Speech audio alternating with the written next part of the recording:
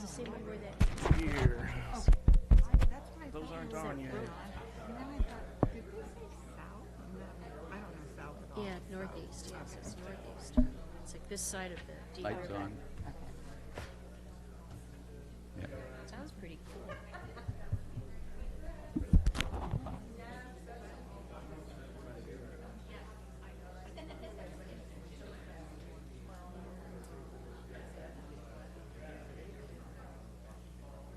So that's quite a I like that idea. We'll try it. Yes. On record. I never heard that word bunker. Do you need a Ron. Made it up. He's making more like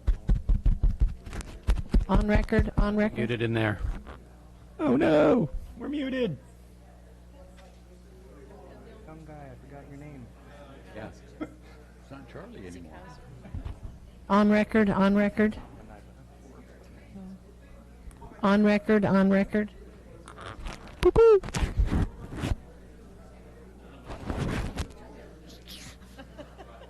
Are you playing with your microphone? Yeah, we're not on yet. Is that all it is? Is that foam thing? Yes. Did you see the Oscars last night? Yeah. Yeah, but you said, And kids anyway. yeah, that was cute. Cats. That was very cute. Really bad. That went fast. I like that. Finally. On record. On record. You seen Parasite? I'm going to shut it off, turn it back on. Is it still you have to read it? Yeah, but it goes Testing. fast. It's such a On record. Testing. difference between the poor and the rich in Korea, and the way he intertwines the plots. Oh my God! Like Alice and her husband were there. When I was done, I turned around and I just went, "Oh my God!" Where'd you see it? In the theater, in Beijing. Parasite?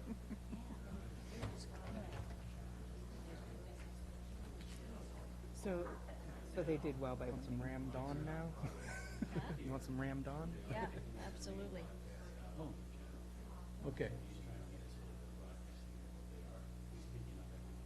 So for the recording, for the record, it's being recorded, then, Oh, we're not. They audio. can't hear. The lights on, but we can't Okay. hear ourselves in the chambers. But they can hear us on TV. My voice goes this far. That's curious. Right? Maybe we should put money into a new audio system. I thought we were getting screens up How here. about budgeting for a new audio system? To the list. you think we're made of money?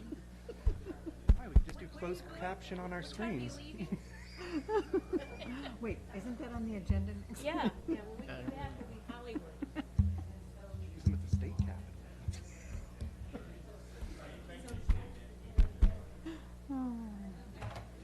Okay, Bill's here to save the day, so.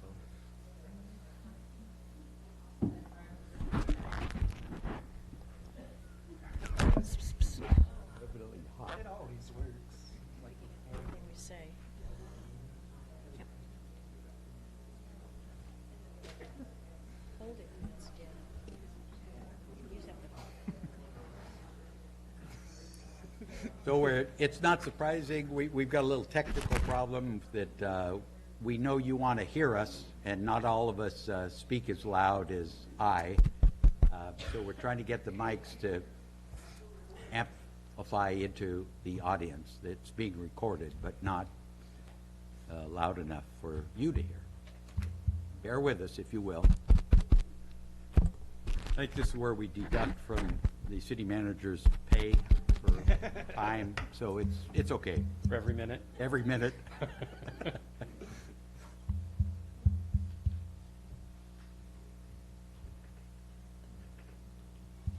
But you can keep talking. You can be neighborly. It's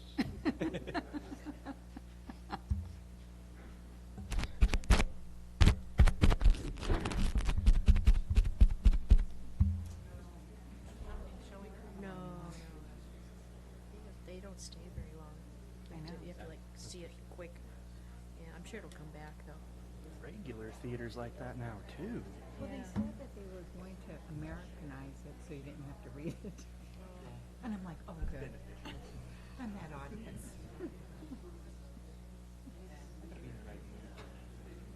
Well, because you're missing the action.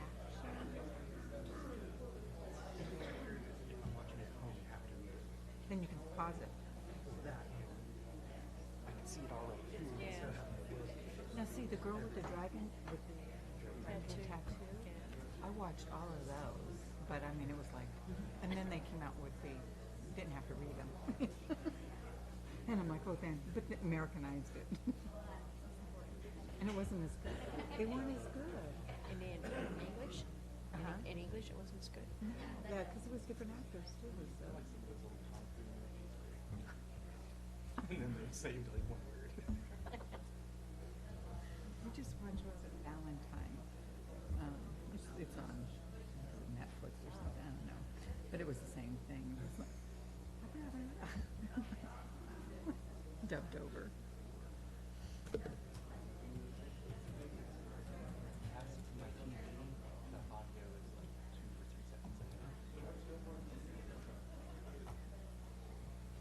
Isn't there a thing you're supposed to be able to do? Yeah. It's on Netflix?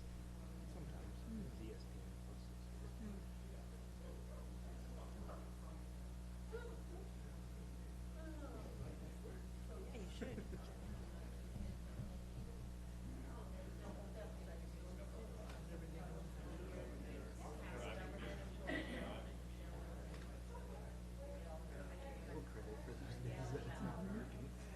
Most definitely. Definitely, yeah.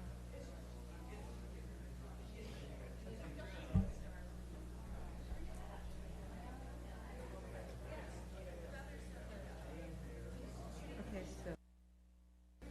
Yep. I'm recalculating. Recalculating. How much of this can you push off to? I usually have this picture that takes. So did you see the king tides? All public Did you hearings? get to see the king tides? No. Great. Anybody's down at Mill Scott? There's a phone here. Have your form yet for your Superman? Yeah, I just forgot it. Are you coming We have tomorrow? 4 of them ending on this.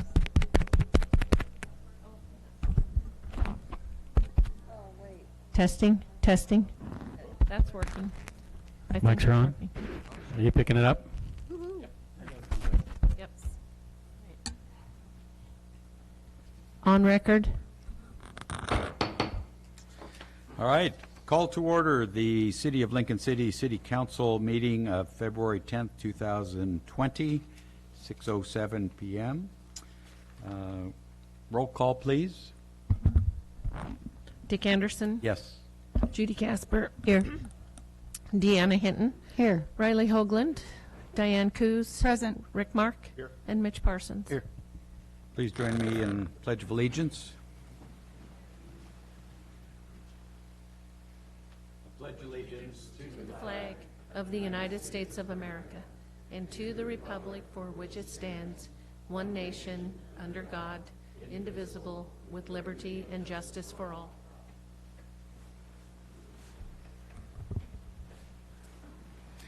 Thank you, everybody, for bearing with us. Our next item on the agenda is the consent agenda, and it consists of only one item.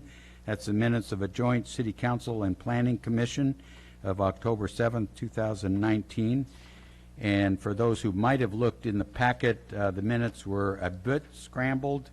Council has been handed reformatted minutes, so much to the standard. So I would entertain a motion to approve the minutes. Mr. Mayor, Yes. there's just one correction, and the city recorder is aware of it already. Okay. But with that correction, I move to approve the minutes of the joint City Council and Planning Commission meeting on October 7th, 2019. Second. We have a motion to approve with a second. Councilor Parsons. All those in favor, say aye. Aye. Opposed with a nay? Hearing none. Thank you. Next item would be comments from citizens present.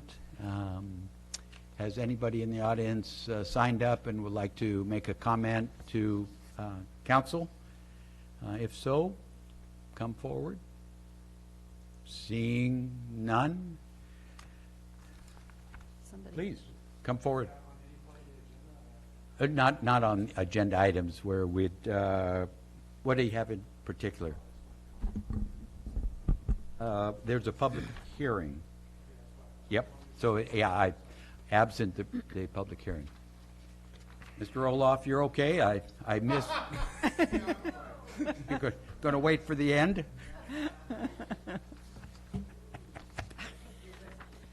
All right, well then, we'll just, we'll move ahead then to presentations, and Mr. Price and the Sustainability Committee.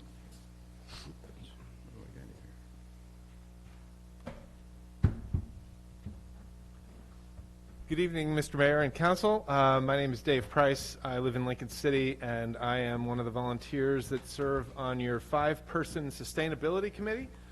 What have we been meeting for about 5 months?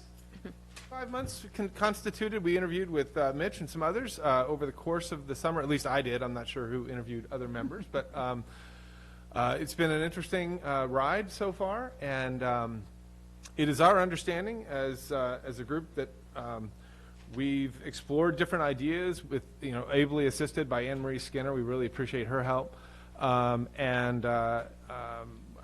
We understand that periodically we're going to come before you with some suggestions that we think have bubbled to the surface and that we think from a sustainability point of view the city might want to approach. And we'll leave all of that to you, all of the details, fortunately, to you and staff. I'm sure you're eagerly awaiting those. But so that if ever we sort of stray from the role that you foresee the Sustainability Committee having, just tell us. I want to thank Council members Casper and Hinton for attending our meetings recently. Forgive me, has anyone else attended our meetings recently? I actually missed our last meeting, so thank you for all who are attending and expressing interest. So this, Mr. Price, before you get started, because I appreciate that introduction, and but there's recently been some articles in one of the county papers talking about our Sustainability Committee,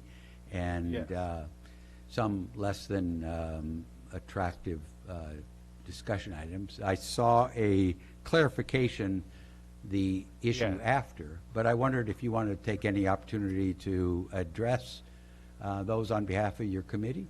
I brought just personally, I really haven't had a meeting with anyone on the committee about this. I will just say that I took great umbrage to a quotation that was attributed to me that was 180 degrees from the truth that appeared in the Newport News-Times on Wednesday of last week.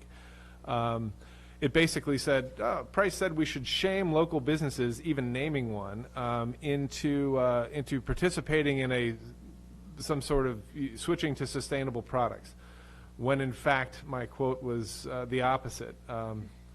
Reading it seemed kind of convoluted and long-winded, but it was from me. But the whole point was we were saying that there's sort of a fork in the road here, and we're kind of cutting to a few slides ahead here, Mr. Mayor, but I appreciate your offering that. What we're basically saying is we'll talk about that. How about I circle back to this? That'd be fine. Just want to make sure you have the opportunity to go. I truly appreciate that. I want to extend a thank you to you and Manager Chandler for offering me that opportunity. But I did send a long letter to the author of that story and also the editor of the News-Times, and then the publisher, Jeremy Rourke, and he was Burke, and he was kind enough to provide the clarification in Friday's paper. So I'm happy to let it stand. I didn't have much of a reputation to start with, so how much damage can they do? So this came about because there were discussions at your level about how do we become a zero-waste community. And I got to be honest with you, hand to heart, there are probably people on the committee who really grasped this concept. I had to Google it. I'm like, what is zero waste? And fortunately, I'm surrounded by smarter people than I on the committee, and they walked me through the basics. But when we look at zero waste, we think of things, the litter and pollutants that we can contribute, or that we contribute to the ocean and other water bodies, what we send to solid waste and landfills, chemical pollutants like herbicides and pesticides that leach into our groundwater and escape, and also air emissions, fossil fuels and forests, that sort of thing. But the more you look at zero waste as a sort of an idea, it's almost always aspirational. I mean, it would be very hard pressed for any one business or any one community, much less country, to ever become zero waste. And some out there may think that sounds defeatist, but I think that's kind of it. But that doesn't mean we shouldn't reach for it everywhere you can. There's a million YouTube rabbit holes you can go down to watch various caliber of presenter talk about this. But one theme is recurring, and it sort of contrasts it to the way we deal with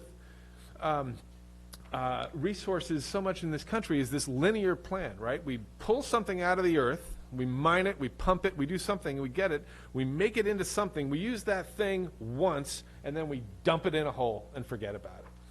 And we do that every day with tons of things. And at some point, I mean, I'm just a 50-year-old dude who's been around the block a few times, but I think some smarter future generation is going to look at this and say, what on earth were you thinking? We're having to mine this stuff out of landfills now and reuse it in different ways. What was this thing that no one's ever going to need this again? This is one place. This is all we got. So anyway, from zero waste, our perspective is we could handle this with lots of big picture ways, lots of ethereal ideas, but the committee thought let's distill down to 3 different ideas we could present to you, the City Council. They include plastics reduction, which I'll get to in a moment, and then sustainable landscaping and local sustainable food. And in the interest of time, I'm just going to jump right in. So first, one of our members is passionate about this product, and about this project. And I should say that the sustainable food and the landscaping issues are products of committee members who, if you wanted to investigate this and talk about this in future, I'm sure the members would be more than happy to come and answer your questions in this kind of forum.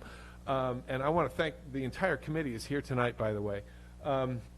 But let's talk about sustainable food. Is there an interest in perhaps a festival or some sort of celebration of local sustainable food? I think there might be. This is a picture of 2 children I know pretty well on the lawn at the Cultural Center during the farmers market in August.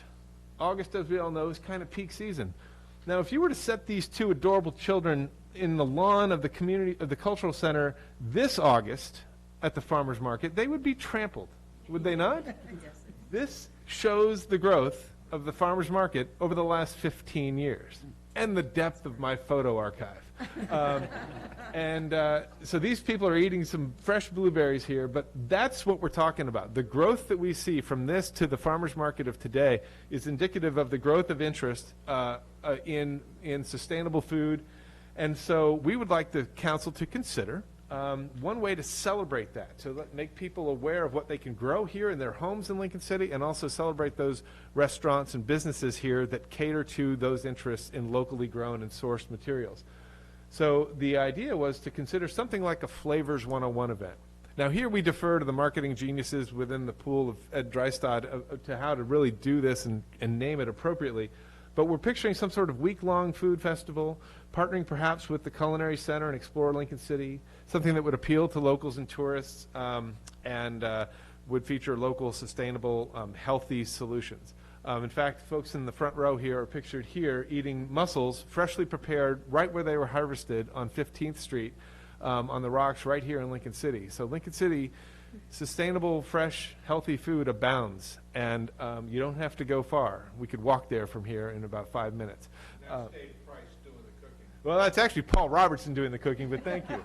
But that was an Oregon Coast Community College class. But so we think it's worth exploring. And the second item that we'd like for you to consider on your list of ways to attack zero waste in tangible ways is sustainable landscaping. And this is basically saying, how do we find ways to encourage residents to reduce or eliminate their use of pesticides or herbicides, and to encourage the use of native plants? And here I would hasten to add that the committee member who's most passionate and informed about this topic would want me to stress that this is not just native plants, but native medicinal and edible plants that aren't just pretty to look at, but have multiple other uses. That could be of value to the homeowner, to the renter, to the community at large in myriad other ways, whether these are grown on private lots or in community gardens or on city property, that sort of thing. And with protecting our groundwater as one of the key goals of this as well. And we believe that education is the key for something like this, making it fun and interesting, information about alternatives. What are you using now to prevent weeds in your property? Maybe there are ways that we could address that that aren't so damaging to either your local area or the environment as a whole. Maybe work with the city's resources. Again, I'm going to point to the fourth floor and producing videos that might help people make those decisions. Recruit partners like our very own Catherine's Earthwise Institute or other organizations that could be helpful. Maybe even presenting classes and workshops for people who'd like to make that switch, but for now they need a little help getting there. And maybe even something as basic as signage for yards. This picture here, as you can tell, I'm going through my own iPhoto. This is our old backyard, and everything there was entirely organic, never had a pesticide or an herbicide sprayed in our time there. And we did pretty well with harvests, just grow enough for you and the critters. And we did have signs about 10 years ago. The Lincoln City Green Drinks were producing signs that had ladybugs on them that said pesticide and herbicide free, and we would put that in the front lawn.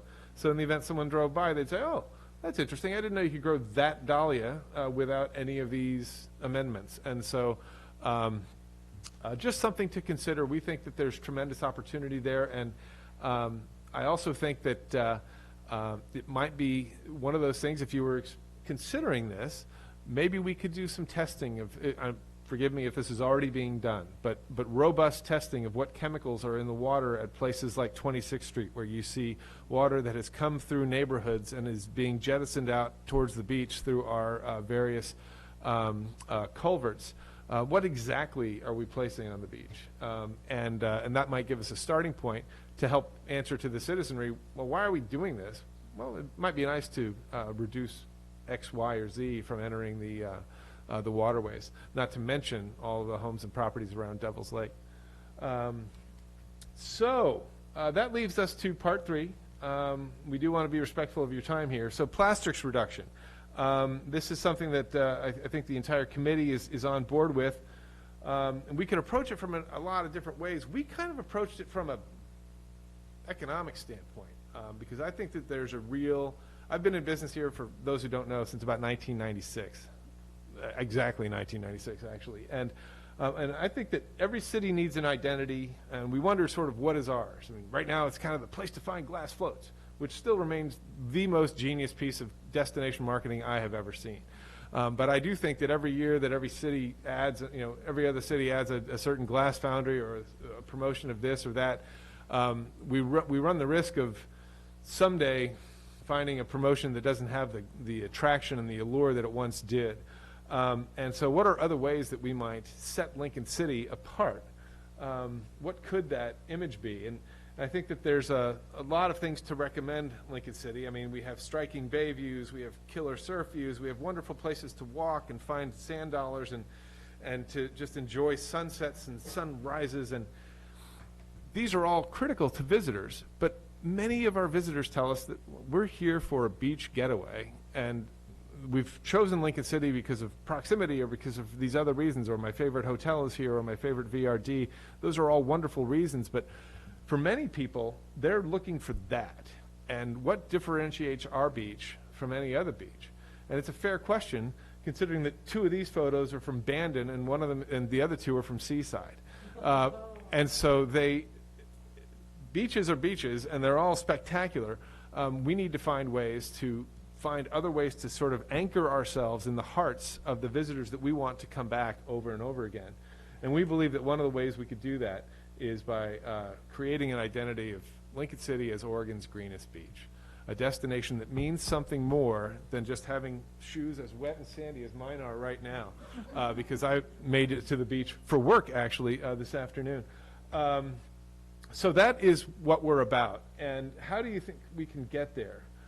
Well, we would like the City Council to consider a ban on styrofoam packaging. And I've actually brought with me a copy. I've seen some earlier conversations the city had about how these are going to be convoluted, and how do we pen something.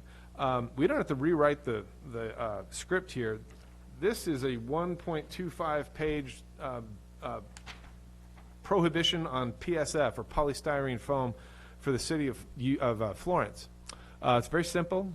in one sentence, they tackle something that I've seen discussed here at length, which is the styrofoam containers that are used to sell raw meat.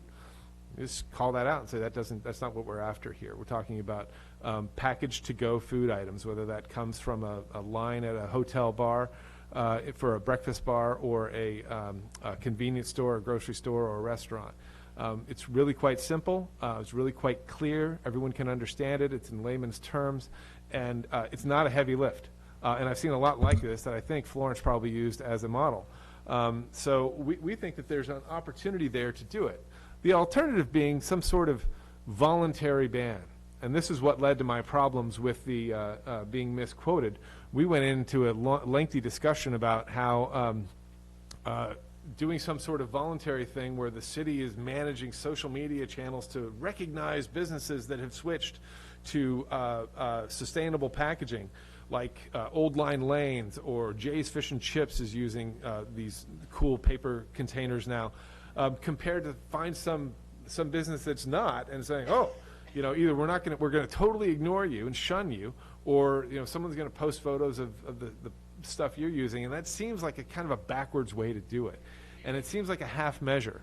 So wouldn't we be better off saying, we don't believe polystyrene products belong on our beach, period, and not everyone is responsible and throws their polystyrene in the trash, and some of it ends up on our streets, and our streets end up on the beach, and we're not going to put up with that because we're on the front line. Like it or not, it's up to us to protect 7 miles of beach that has our name on it. And I think it's a pretty clear argument to say, let's not have it. Let's not put up with it. I would much rather see a degrading paper container on the beach and getting into the water than something that's polystyrene that's going to break into smaller and smaller pieces until they're infinitesimal, and no amount of solved beach cleanups is going to get it. As many of the folks in the audience and watching tonight, I'm on the beach at least once or twice a week. I know many of you are as well. And nothing's more discouraging than seeing polystyrene and straws and the like on the beach. And if everyone threw away everything and everything went to landfills and there was never any litter, I honestly think we'd be having a different conversation. If we were only motivated by CO2 footprint, I think we'd be having a different conversation. I think you could pretty quickly prove that lightweight, easy to blow, easy to manufacture polystyrene clamshells are going to have a net lower carbon footprint than heavier paper milled products that are harvested off the hillsides here in Oregon and put to work. And that is something that you have to say, wow, it's tough to make these decisions, right? And if we were on the plains of some desolate inland center area in the center of the country, would we, I don't mean to call the center of the country desolate, but it's not the Oregon coast. And I think our priorities have to do with protecting our waterways and our beaches. And we are, again, on the front lines, whether or not we want to be. And so we believe that a ban is not an inappropriate way to go. Again, an alternative might be to add to that maybe 75%. What if we set some arbitrary target? Up to you and your talented staff, but to say, hey, if 75% of restaurants come on board with the styrofoam ban and say, furthermore, we're going to take steps that Florence and other communities haven't done, that say 75% of us are going to pledge to do away with anything but paper straws, or do away with lids unless you ask and pay a 25-cent fee. So you really have to think, do I really need that lid? And is there another way around it?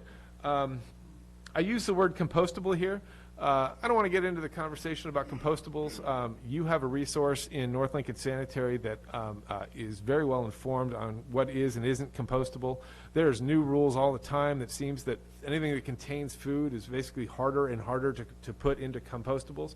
We as a city, thanks to your leadership in North Lincoln Sanitary, are going to be going to where we can compost our kitchen waste and things like that in the not too distant future. That's wonderful. We're not talking about putting these things in those bins. So we're talking about paper products, and so I feel like this slide here, which I created a while ago, don't let that confuse you. Let's not go down that rabbit hole. You've got other resources. But why would we want to do this again? Well, because too little separates us from other beach towns, as I tried to illustrate with our 4-photo slide early on, and because consumers will care. Will they? I believe they will. There's a number of ways you could try to find that. I've provided some data that's in your packets tonight that's from the Hartman Group, but you can spend, speaking of internet rabbit holes, you can go down a lot of different market surveys about what motivates consumers to make buying decisions. It turns out that 71% of consumers, especially when it comes to food, are motivated to make purchase decisions based on environmental and sustainability issues. And another 16% are moderately influenced. Now that does mean there's 13% who are not going to care. And we are not going to win them. They're not going to care what their product is made of. And I don't think we need to spend any time pursuing them. I also don't believe they're going to know or care that we have banned styrofoam or they're just going to notice a different kind of packaging when they go to their favorite convenience store. And this is way too small for the audience to read, but this is what's in your packet in a larger, easier to read format. It basically talks about there's 58% of the population that's sort of in the middle here that are really people that we can target and sway because in one way or another they are motivated to make decisions based on sustainable issues. There's another 13% that are crazy about it, that's the only reason why they're making buying decisions. And then there's 16% that are going to be a harder sell, but they're also, it's at least a factor that they consider when they're looking at price and taste and destination and all of those things. My point is simple, that this is something that I believe can cement Lincoln City in the hearts and minds of our visitors in a way that a lot of more short-term spectacular event here or a discount there might do. Something that means more to them, that says, yeah, there's a lot of beach, but only one that sort of shares my heartstrings. So there's a problem with this. Styrofoam containers are super cheap. They are super cheap. And so they're cheaper than paper options. And I think, well, that's fine, that they don't have to be. You can make that go away. You can make that change disappear, that delta between what they pay for Styrofoam now to what they might pay for a more expensive option. For a limited time, for example, again, we're here to advise and provide suggestions. So here's the suggestion.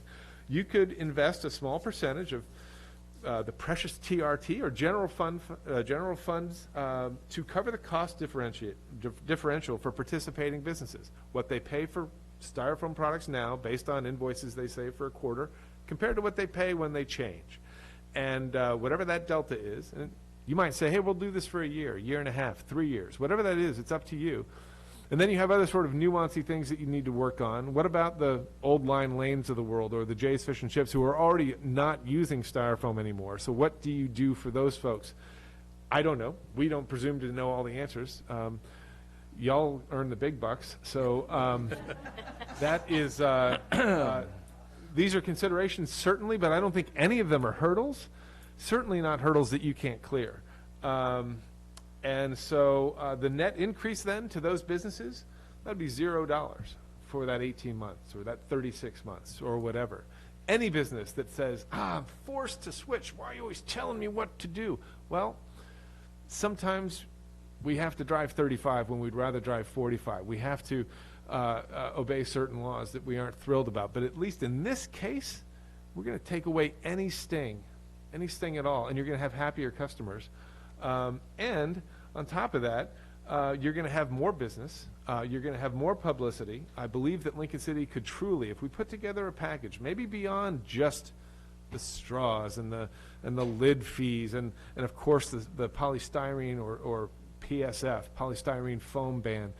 It's tricky. Styrofoam is a like Kleenex. It's a brand name. It's capitalized. And PSF is what we're talking about, polystyrene foam products. But a more devoted and loyal customer base, because again, we become more than just a destination. We become something that means something to them. A place that shares your values is a place I think we can all think of places that we visit or that we've gone to that says, wow, this is really, I feel a close kinship and connection with this place. And we believe Lincoln City can firm that up. And again, for the city at large, kind of the same thing. we believe there's an opportunity for a lot of press, a lot of promotion, ad campaigns built around this, or at least a recurring theme. In the end, more transient room tax, which I think you could easily argue that's going to pay for whatever you pay in the way of offsetting the cost of some styrofoam to paper switches in X amount of years. And then less plastic debris on the beach. And to be totally honest with you, I can't speak for the other committee members. That's probably where about 90% of this comes for me. I think it's our responsibility, and I'm sick of it as a human being. I'm tired of seeing it, and I'd rather see the stuff that breaks into bitty white pieces that we'll never get rid of. I'd like to see that just not be a part of our lives here, and in the lake, and of course in the ocean. With that, I would be happy to field any questions. Great.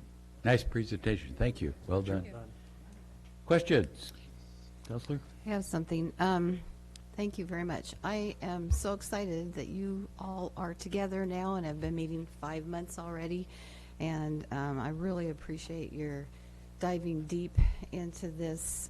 I've been educated tonight, and I appreciate that. I have a couple of things. One is that in my past life, I created a program called Naturescaping for Clean Rivers, and it was to get at the non-point source pollution that you're talking about with your landscaping program. And so maybe I could attend one of your meetings and bring a book which was used in classes to show people how to do it. And I worked with people smarter than I am. I did know all of that before I started, but anyway, so maybe if that would work. I'll bet you $5. Catherine's already read it, but I'd love to see it, so please bring it. Okay. Okay, and it might not be news to anybody, but anyway, I just... Absolutely. It'd be news to me. It's already been done. You could just change it for Lincoln City. But anyway, I really appreciate all the thoughts that's gone into that. And I would just add, big picture-wise, to the polyurethane, I would also add the plastic clamshell containers. To me, that's one that I would like to see none of. And two other things I have on my list here is big picture climate change. Just kind of wrap that into your thinking. That's mine. I don't know what the council thinks about that, but and then one other thing that I was thinking about from your committee, putting a lot on you all, but is a sustainability plan or ideas of a plan for the city government and how we can be more sustainable. And well, that's an interesting topic that we haven't kicked off. I will tell you that we've talked big picture about different sort of climate change related issues.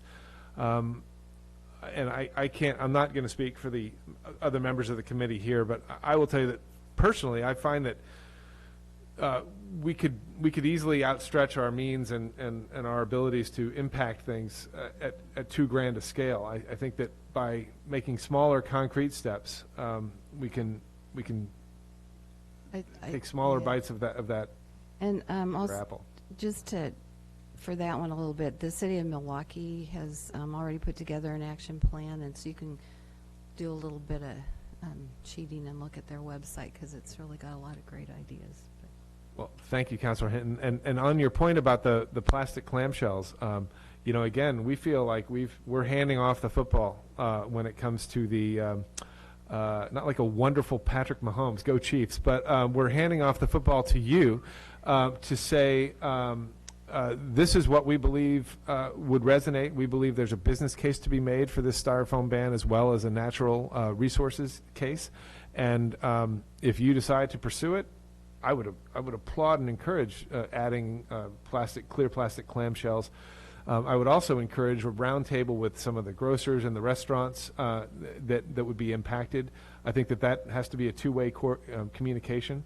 But I think that everyone shares the goal of being a progressive and a community where people want to come visit for more reasons than just the beach. Councilor Mark, any? Thanks for a wonderful presentation. It was exciting to have all you folks involved in this. The obvious question to me is, how do we determine what the cost might be? Thank you. And I don't know how we would go about that in terms of what is the quantity of styrofoam that's being purchased now by restaurants, and what would it take to replace that? And I think that's some of the things we'd have to decide on how we wanted, what they've done is thrown to us as we've asked, give us some ideas and suggestions, and we probably need to take a next step and say, what are we interested in, and budgets and all that kind of stuff. You could always hire us a finance team. We could do that. Yeah. You already have one. So. Councilor Hoagland, you all right? Yeah, thank you. Thanks. Anybody from this side? Questions, comments? Please. You mentioned zero waste, and I'm sure you are aware of this, but there's an association called Zero Waste International Alliance, and this is the definition that I thought kind of covered everything rather than pie in the sky zero waste. And it says, zero waste, the conservation of all resources by means of responsible production, consumption, reuse, and recovery of products, packaging, and materials without burning and with no discharges to land, water, or air that threaten the environment or human health. And this was just updated December of 2018. And this is more, to me, more realistic, covering everything you're talking about, which I think is a great start for us. I'm very excited for your plan to lay it out. Cool. Well, thank you for that. Diane, any? I just want to say thank you. This is wonderful because the plan is there, and I know we've talked about, the council has been talking about it, and I would love to just see us move forward, at least on the plastic reductions, and there's room for so much more, but we just need to get started, and I think you've got a great plan here, especially with incentivizing the ones that are using that now. I mean, let's help them move forward. But we all know we have to pay 5 cents now for a bag if we forgot ours. It's change, and we all go through change. Look what we've done to our earth. Let's fix it. So hold that thought for tomorrow. No, I was just going to ask, introduce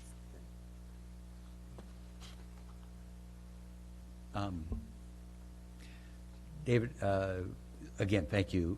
The three, and you've done a nice job of pulling down all the options and providing us with three to grab and go. I see opportunities, as you've expressed, working with other partners, and in most of the time, the marketing efforts with Explore Lincoln City could really grab onto some of this and expand. And even the local sustainable foods and festival seemed like a natural kind of another component of some of the already things that the restaurants are doing, a week-long macaroni and cheese, stuff done in their restaurants rather than, I think we've learned those chefs don't like to leave their restaurants. They like to have people come to their restaurants. So, I think for me, you've captured some of what we've already done, put another twist on it, and I like that. And I would see us as council kind of talking about these kind of things, moving them ahead and kind of providing some next steps for our partners, which would also include budgets and that kind of stuff. So. Sure. I think that restaurants would be crucial for an event like that. And frankly, I think Mitch and company in the conversations, I think if we went back and revisited those conversations, I think that was definitely where we were thinking. And it's worth noting that, if I'm back there a few rows and I'm Ed Drystad saying, oh, thanks a lot, group of volunteers, for telling me how to market the city. Yeah, we totally get it, but you asked for it, so. And that's right. Yeah. We did. So, because as we know, we can venture out to a globe and start doing something is good. So great. Thank you for that. And you've got a committee certainly behind you, and we're pleased that they're working, cohesively with you. A multitude of ideas, even evidenced by this. So, stay with it. We'll provide feedback to you to what we like and try to offer more direction so you can take off with it. Well, just one quick note. I mean, chairman of this committee means zero. I missed last meeting. The meetings are truly run and organized by Anne Marie, who does an awesome job for us. And for people who are wondering who's on this committee, you've got an entrepreneur of true renown, Business of the Year entrepreneur who I think is one of the rising stars on the coast economy. You've got who's made a physical, tangible cash investment in growing a business in this town. And you've got retirees, you've got people with tremendous background, you've got people who are active with local nonprofits. So it's a very interesting group. It is not, you can't pigeonhole this group by saying, oh, they're all, lefty snowflakes or whatever they are. It's quite a mix. And I invite anyone who wants to get to know the committee a little bit more to come and sit in on a meeting. Great. Thank you. Thank you again for the presentation, and we'll Nothing wrong with lefty snowflakes. All right. Thanks. Thank you to the committee. All right. Now we have another presentation from Explore Lincoln City, and I'm sure they're going to take those ideas and wrap it into another presentation. Right, Ed? Right.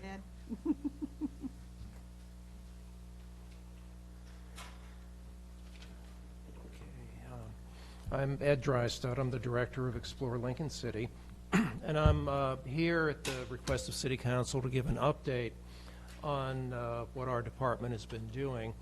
I have also been told by Ron, don't let it go past 10 minutes. So wish me luck.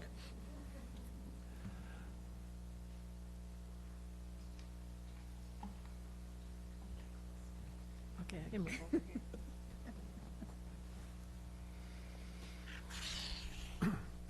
Okay, I wanted to start out just by talking on where we've been over the last couple of years, and quite frankly, it's been a bit of a roller coaster. When I came here, my staff and I reviewed everything, basically tore it all down, did some quick research, tried to start building programs that were based on metrics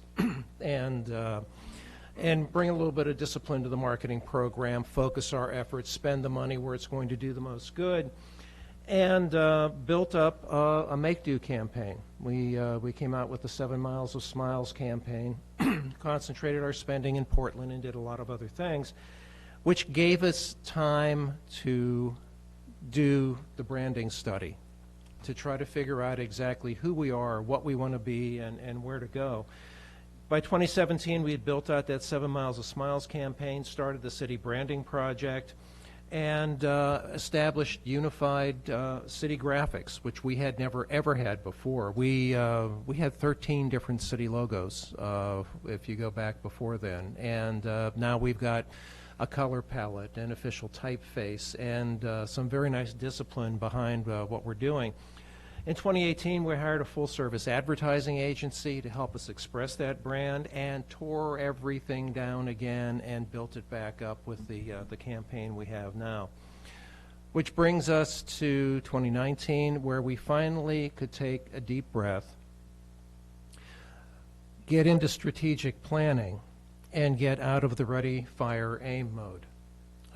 We're to the point now where we have a strategic plan which is supposed to be good for about 5 years, and it'll get renewed and replaced at that point.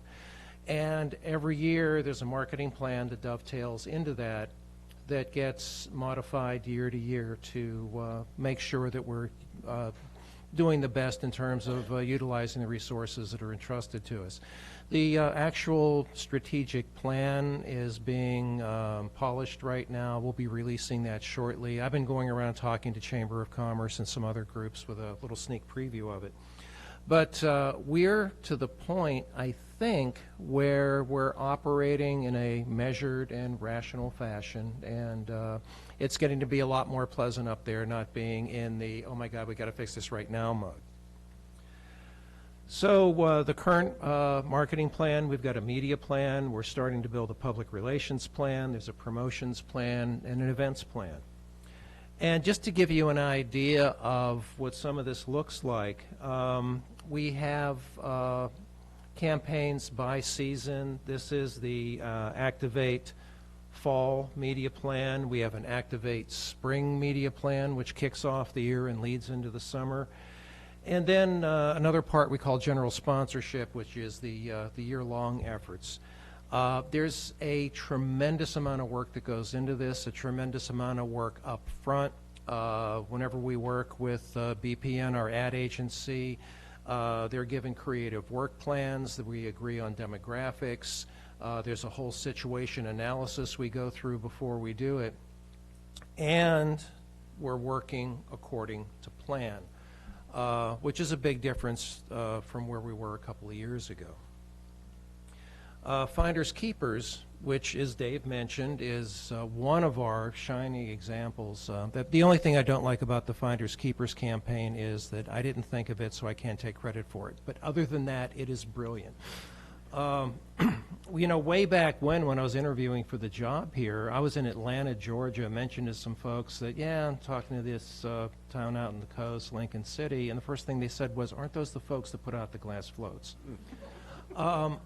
And I'm not saying to be funny. We have at least a glimmer of national recognition because of that program. I mean, it's absolutely phenomenal. And we graduated it to the point where it has its own media campaign, logo, look, feel that dovetails into the city brand now. So if you look at our creative assets, we have an array of print treatments now that visually demonstrate in kind of a shadow box fashion all the things there are to see to do here in town. You know, the point of difference that we have versus Pacific City or Seaside or whatever is we're that town that's 7.5 miles long. We're the town that varies along its length. We're the town that has 7 miles of walkable beach, and you never know what you're going to find. We're big enough to explore. We're that one place with endless adventures, and all you have to do is go up and down town and you'll find places that you can't find anywhere else. Again, here's a couple of other treatments. You can see the Seven Brothers, the popcorn at the Bijou, the kites, and the wildlife, the natural beauty. And Dave, there is not a single piece of styrofoam pictured in any of this.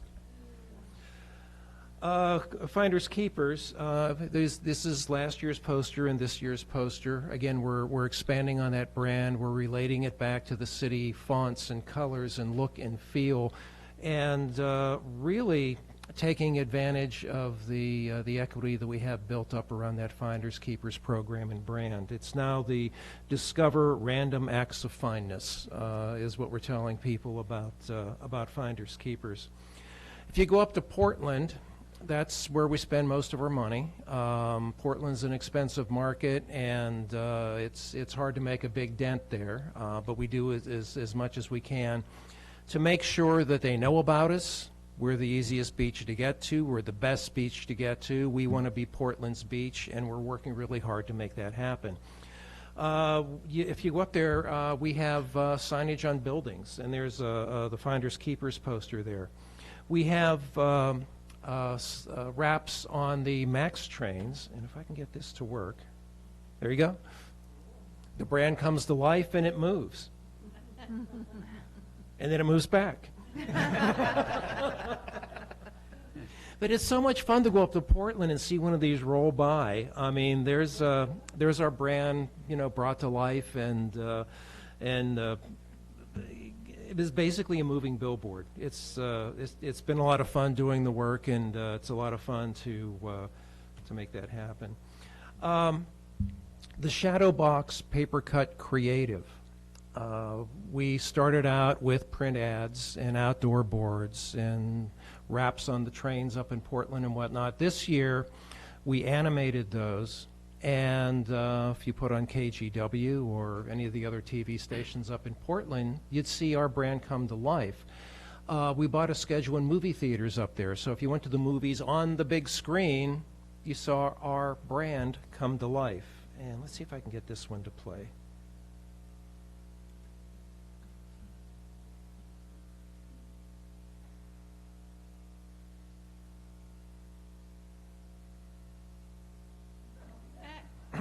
just fun stuff. And there's sound that goes with it. I have no idea how to make it play through the speakers here. But again, it's giving dimension to that campaign, bringing the imagery to life and making it fun, and demonstrated, wow, there's a lot of stuff to do in Lincoln City. Here's another, whoops, that's the same one. Yeah, it is. Here we go. Here's another one.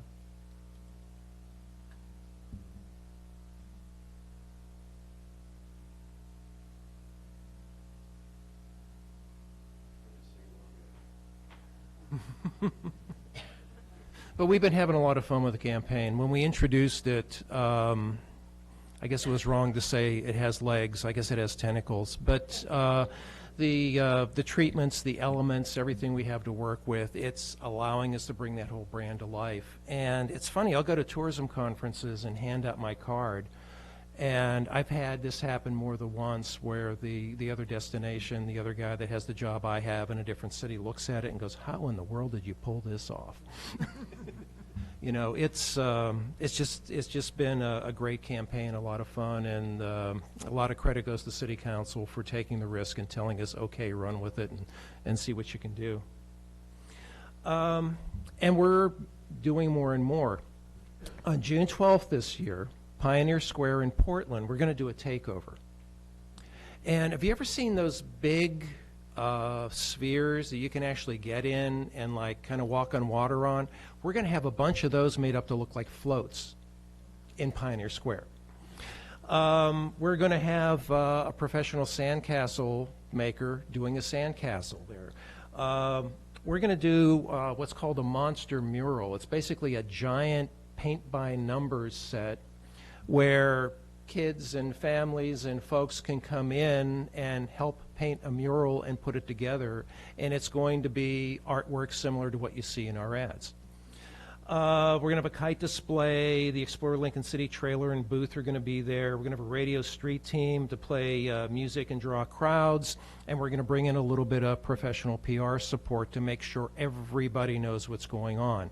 KGW Studios overlooks Pioneer Square and can't guarantee anything, but it sounds like they've got their attention, and we'll probably be getting some TV coverage on it. So this is going to be fun. This is a big brand activation. It's the first time we've done anything like this, and I've got real high hopes for it. And again, we're partnering with a PR agency. A lot of you probably know that we put out an RFQ for a PR agency. Saw some local coverage where a lot of people were confused what we were doing, and it is not in place to enhance the reputation of our city attorney, honest. When you look at some of the research we've done and whatnot, the Jackrabbit booking engine that we have on the website, we bought the module that actually lets you follow that transaction into the hotel's booking engine and kind of see what's going on there. And we're getting things like, how long do people stay? And it's our first clear look at that. And one of the things I'm kind of sad to report is that we are not really a vacation destination. We're a weekend getaway. The vast majority of people are booking for 1 or 2 nights. And the other indication of that is if you look at our STR Global report, the study we purchased to see what our average daily rate is and what our occupancy rate is and all that, in the summer when we're full and you can't get a room and all the hotels say we're booked up and we are jammed, that report says we're 80% full. We're 80% full because we're jammed on the weekends. Monday through Thursday, we still have a lot of room. So as we get into things like the strategic plan, we want to address that. We want to figure out ways to allow us to become that week-long vacation and not just that little weekend getaway. And then promotions through the year, Finders Keepers, as you know, is year-round now. And again, to Dave's point, with the Culinary Center, you know, traditionally it's been, hey, come to Lincoln City, meet our chef Donna, and learn how to cook something up in the Culinary Center. And that's what it was there for. You know, we were in a position to have, at best, a break-even restaurant with a staff of 1.5. We've really tried to change that to where, rather than talking to 12 people at a time for a hands-on demo, or 24 people at a time at a demo from the demonstration stage, we want to talk to a lot of people. We also want it to be seen by the restaurant community as a very important asset for Lincoln City. So more and more you're going to see things like Macaroni and Cheese, where we do a restaurant week. We're a little bit behind the ball because we got short-staffed, and once I get restaffed for that local event person, you're going to be seeing us go into high gear and do things more with the culinary center. But we'll need themes. You know, Mac and Cheese was amazing because I just thought it was the dumbest thing I've ever seen when it was proposed, but it's a very inexpensive item. It's on almost everybody's menu, and it was an easy one to put together. And it brought people into restaurants. It got people through the door. People went with the map and were checking off the restaurants as they went to visit. And if we can do that with macaroni and cheese, imagine what we can do with seafood or any other things. And we're actually looking for themes. So, Dave, oh yeah, sustainable food, you bet. And, you know, we're also trying to get people in from Portland. Portland is a wonderful market because it's all new people coming in. The net in-migration into Portland is amazing. And all those new people do not have a vacation tradition. They don't know where to go. This is all new to them. And if we can get those millennials moving into Portland to come down here to visit, know us and love us and start coming back, 30 years from now, those would be the visitors you can't pry out of here with a crowbar. And for that younger demo, we need to do things like show them that we're sustainable, that we provide farm-to-table dining, that we give them what they are looking for and what they expect. So, you know, that's going to be a very important thing. Events, Summer Kite Fest, will be celebrating 36 years. Fall Kite's been around for 42 years. And we're working on more evergreen branding. We've gone all the way through the alphabet for the yearly theme, and Zoom was the last one. We're going to be coming up with a more permanent branding system for the kite festivals. The other thing we're looking forward to is when Dee River Wayside goes from being a state park with all its restrictions and all its permits and all its craziness and becomes a city park with all of its restrictions and permits and sorry, Jeannie. All of a sudden we can do a lot more with Dee River Wayside than we could before. Right now for Kite Festival, we're pretty much restricted to the sand and the sidewalk, and that's it. When Jeannie is running the show, we will actually be able to do a lot more and start to build those. And this is a wonderful thing. These are events with 36, 42 years worth of equity understanding. We can start to build them out into the parking area, just beef up the shuttle system a little bit more, and make them into full-blown festivals. A tremendous, tremendous opportunity. And, you know, other things, you're probably all familiar with our clinic program. We have the clamming clinic and the crabbing clinic and the... would any of you ever want to go to a clinic? You just do it. Just go out and do it. I mean, You know, we changed the name, we changed the branding. It's now the Explorience program, kind of riffing off the word explore. And Jeannie, can you hand out samples? We're trying to make it we're trying to gamify it a little bit. You know, we've always had these, but we want to make them look fun. We want to encourage people to experience other ones. And now when you go, you get a token, a wooden coin, like congratulations, you have graduated from the beachcombing clinic. Collect all the coins and we will give you a glass coin as a thank you. You will be entered into a monthly drawing, and there will be an annual drawing of a really big prize. And we're just trying to make it fun and cross-promote the clinics. So all of, not clinics, the Exploriences. So rather than sounding like you're going to go there and we're going to cure you of something, we now have something that's a game, and it's fun and it's more engaging, and we encourage you to go from one to the other, and it also encourages people to come back more than once during the year. So it's graduated into a bigger and better version of what it was. 4th of July, we found out something interesting not that long ago. The first fireworks over Siletz Bay were in 1955. They were run by the TND Fire Department. The company that is now Roby's, I forget what it used to be, they would use one of their furniture moving vans to store the fireworks and put them out there. They had 55-gallon drums of sand out on the dock, and they had metal tubes in there, and the firemen would run out, light them with a road flare, and run in the other direction. And it must have been a heck of a show. And when they were done, it was hot dogs and beer up at the fire stations, you know. But that was the beginning of our fireworks show, and it is 65 years old.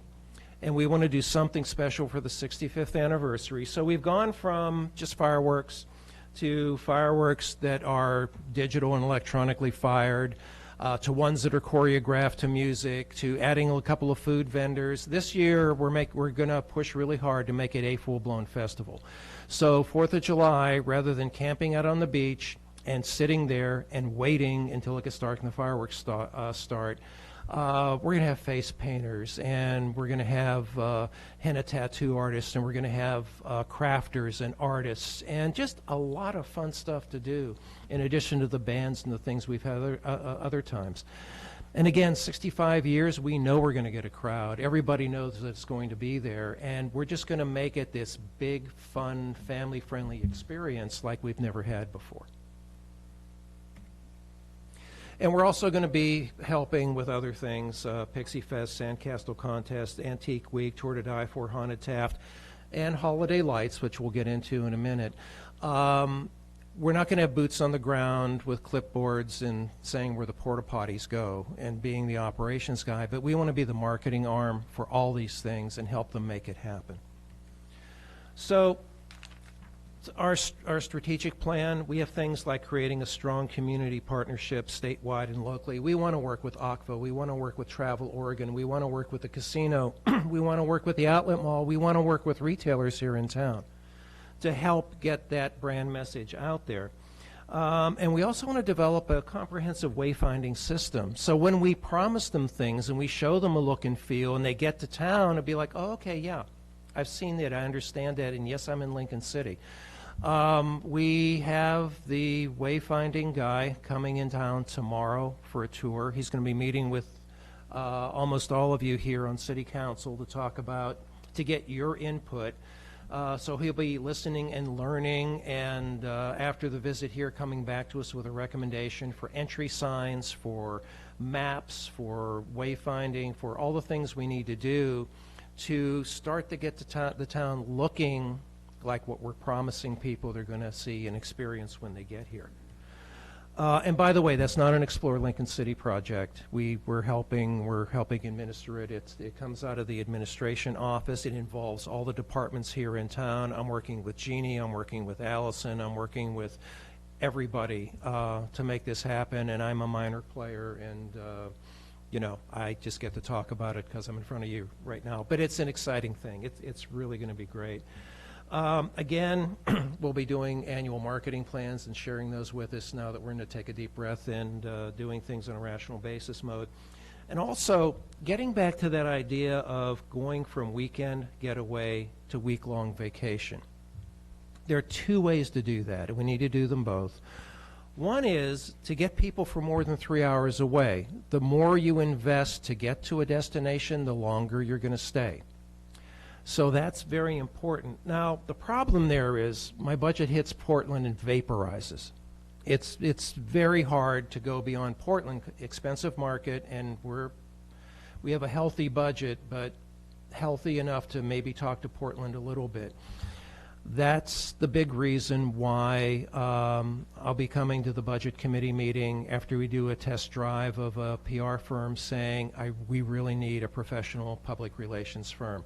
That's how we talk to Seattle. That's how we talk to Washington State in general. That's how every once in a while we swing for the fence and try to get into Sunset Magazine or on CNN or Smithsonian. We don't have the contacts, the resources, the staff to be able to do that on our own. But for not a whole lot of money, we can buy that. I was talking to Nan Devlin, my counterpart up in up in Tillamook, and she hired a PR firm, put it behind the food trail program, and her investment at the end of the year was $50,000. She got $6.2 million worth of media. Okay, the earned equivalent of what the coverage was had she, had to buy that as paid time, $6.2 million. That's what we're shooting for, and that's what we'll report back to you once we take all this for a test drive and give it a run. But in terms of paid media, I can't talk to all these markets out there, but given the right stories, the right pitch, the right contacts, we can start to build awareness and equity beyond where we've been able to speak so far. The other piece is we also have to deliver. There has to be enough to see and do to support a week-long vacation, or they might come once, but they'll never come back. To that point, and this goes way out of my wheelhouse and into areas that maybe I should or shouldn't be, but we're going to be going before the Budget Committee and saying we want to allocate about $50,000, and here's where it's going to come from. And that money will be spent in partnership with Lincoln City Economic Development. We'll be working with Allison, and we will be going out and actively recruiting attractions to locate here in town. It's not something I've ever done before. It's not something Allison's ever had the staff or the resources to do. But working with her in partnership, combining resources and making it happen, we're going to go out and pitch business and try to get them here in town. The 9 properties that went up for sale, and Allison put together an amazing presentation that made us look like the last chance, last frontier. If you're an entrepreneur, this is where you get into the ground floor and things are going to be great.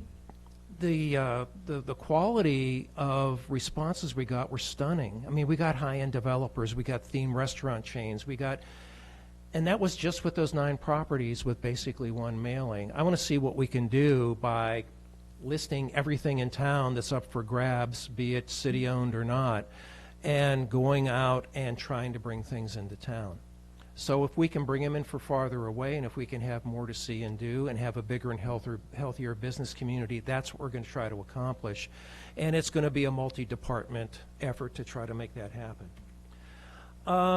We want to continue to build the shoulder season. We're going to restructure my staff again a little bit to build out a little bit of event capability in anticipation of D River and Taft Park coming online, and us having venues we need to fill to have events that will benefit the town. Everybody's familiar with us stringing lights on Taft Dock. A couple interesting things happened with that. Jeannie came to me and said, "Ed, you were out of your mind. I can't believe you spent what you spent to put those lights on the dock. My staff could do it for a fraction of that." I said, "Deal. Next year we'll do that. But we'll take the same amount of money I spent and do something else." We've been talking about having the picnic pavilion become Santa's Village, and Santa Claus is there every Friday night or something like that. Jeannie's talking about a drive-through light display, maybe down 51st Street and whatnot. So I go to the chamber luncheon and I give a presentation similar to this one, and I immediately have people come up to me. "I have a real problem with that. What about my end of town? There's nothing happening up where I am. Why don't you do lights up there?" And so I talked to them, and I'm going to have a little talk with the Explore Lincoln City Committee about being receptive to grant money going to more Christmas displays in Lincoln City. And the folks in Surf Tides want to talk. There's some other folks up in the north end of town that are interested. We haven't broached it to a lot of folks yet, but I can see a run on the grant program to just string lights all up and down this town and light it up and make it like a big Christmas destination. You know, we started out with Tour to Die For. It spun off and became Haunted Taft on top of it, and we're building Halloween product. I want to see the same thing happen over the holidays. And just by stringing some lights on the dock, it's starting to happen already. We talked about the Culinary Center, on how we really want that to be the marketing arm of the restaurants in town. I think I've covered pretty much everything that's in here, but that's well on its way to starting to happen. And just to end up on a downer, the economy's been great, but it's going to crash sooner or later. I'm sorry, but I'm old enough to have seen it happen a couple of times now, and nothing goes in a straight line forever. If you were a brand manager at Procter & Gamble, you wouldn't have one marketing plan, you'd have 3 or 4. And, you know, one of the reasons that company is as successful as it is because they have contingency plans. What if a new competitor comes in the market? What if the economy takes a downturn? What if? And when that happens, they don't panic. They already have the plan done. They switch on and they go. We're going to be building a recession plan and have it in our back pocket. And if we have eternal growth and we never need it, that's fine. I'm comfortable with that. But should the wheels ever come off, while everybody else is screaming and running in circles, we're going to plug it in and go in a rational and calm manner. One of the things I don't want to do if we hit rough times is to say, hey, we're on sale, we're cheap, we're at discount, come on down here because you can stay for next to nothing. That's exactly the opposite of what I want to do. What I want to do is to say, hey, you know, I know you're nervous. You know, I know you think you can't afford that vacation to Hawaii or Cancun. You know, maybe this isn't the year to go through the Panama Canal, but you still want to travel. You owe it to your kids. We're just down the road, and we're a very high value. And I don't want to ask anybody to discount. I don't want to ask anybody to give anything away, but we, just by our nature, are a bargain compared to what a lot of people do on vacation. I want that plan in place and ready to go. So we're going to be working on that, and that's part of the things in the strat plan. Excuse me. I also want to invest a little bit of money in research, just so we know what's going on. We've got the feedback. We're smart about spending our money. I don't want to fly blind. So we'll flesh that out and be before you during budget time to talk about that again. And I went way over my 10 minutes. Yes, I was just going to say, and I didn't hear you reserve any of your 10-minute time for rebuttal. So I'm out of town. We're going to go. But if you have any quick questions. Well, and it does feel, I'm sure, timely, just before budget season that you've set us up for this. So nice job, but we felt it, just so quick. One question per person so we can move on. Go ahead. Okay. Limit to one. Just one question. I was curious throughout your presentation about, okay, what's the strategic part of your strategic plan, and you finally got to it. So thank you. Oh, okay. It's very nicely done. Yeah, we'll have the full fleshed out version that we'll make available shortly. Scott's making it look pretty right now. That's the big thing. Councilor Holden? To be certain that tomorrow's meeting with the wayfinding is an opportunity to talk about in-town treatments and things like that? Yeah. Okay. Any questions? And keep in mind, he's not going to be presenting any recommendations, anything right now. He's here to learn. So if there's anything your constituents want highlighted, if you think there's a gap in town, if you think there's something that needs to be there but should look nicer, anything like that, now's the time to tell him. Him tomorrow, not now, to you. If you tell me, I'll tell him what I thought I heard, and yeah, you don't want that. But no. If I were you, I'd tell him directly. Any? I just have a comment. Thank you very much for being prepared for that recession, because we all know that times change, and that's the one thing that I'm glad to hear that you're preparing for that. And we hope it never comes. I hope I'm Chicken Little, and it's not going to happen. But being here for 26 years, you see the cycle. Yeah. And I think it's fabulous that you're thinking ahead. Thank you. Always be prepared. Thank you. I guess last comment I would have, Ed, this seems like very similar to a Bama Taft bingo. Do you have a tendency to steal other people's ideas? And I understand that was very successful. That was, what you're holding right there was good for one night on the couch. Thank you. Thanks for your presentation. Very informative. All right, we have a little park action tonight. Ed? Oh, Little park action. Ed? Close down your program. We got park action.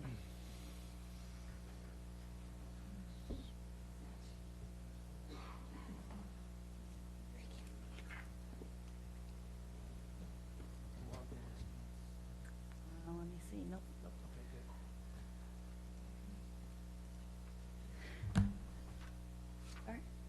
Good evening, City Council and Mayor. And speaking of stealing other people's ideas, that's what we're here about tonight, naming our new park. And good news, this is about a 5-minute presentation. I want to let you know that this is just a council communication tonight. It's a presentation to give you some preliminary info so that you can go home, digest, absorb the recommendations that were made by the board, myself and Mr. Chandler, and then we will put it on as an action item in upcoming city council meeting for you all to make the decision on the park name. Wanted to say on the council communication, it does say that the comments were from the Parks and Recreation Committee. That's an error. Those comments were actually from the contest participants. So you'll see the name next to it is what the contest participant said. Our Parks and Rec Board just made the recommendations of the 6 names with no comments. And so I'll have our Parks and Rec Board members introduce themselves, and David Jamison will get started.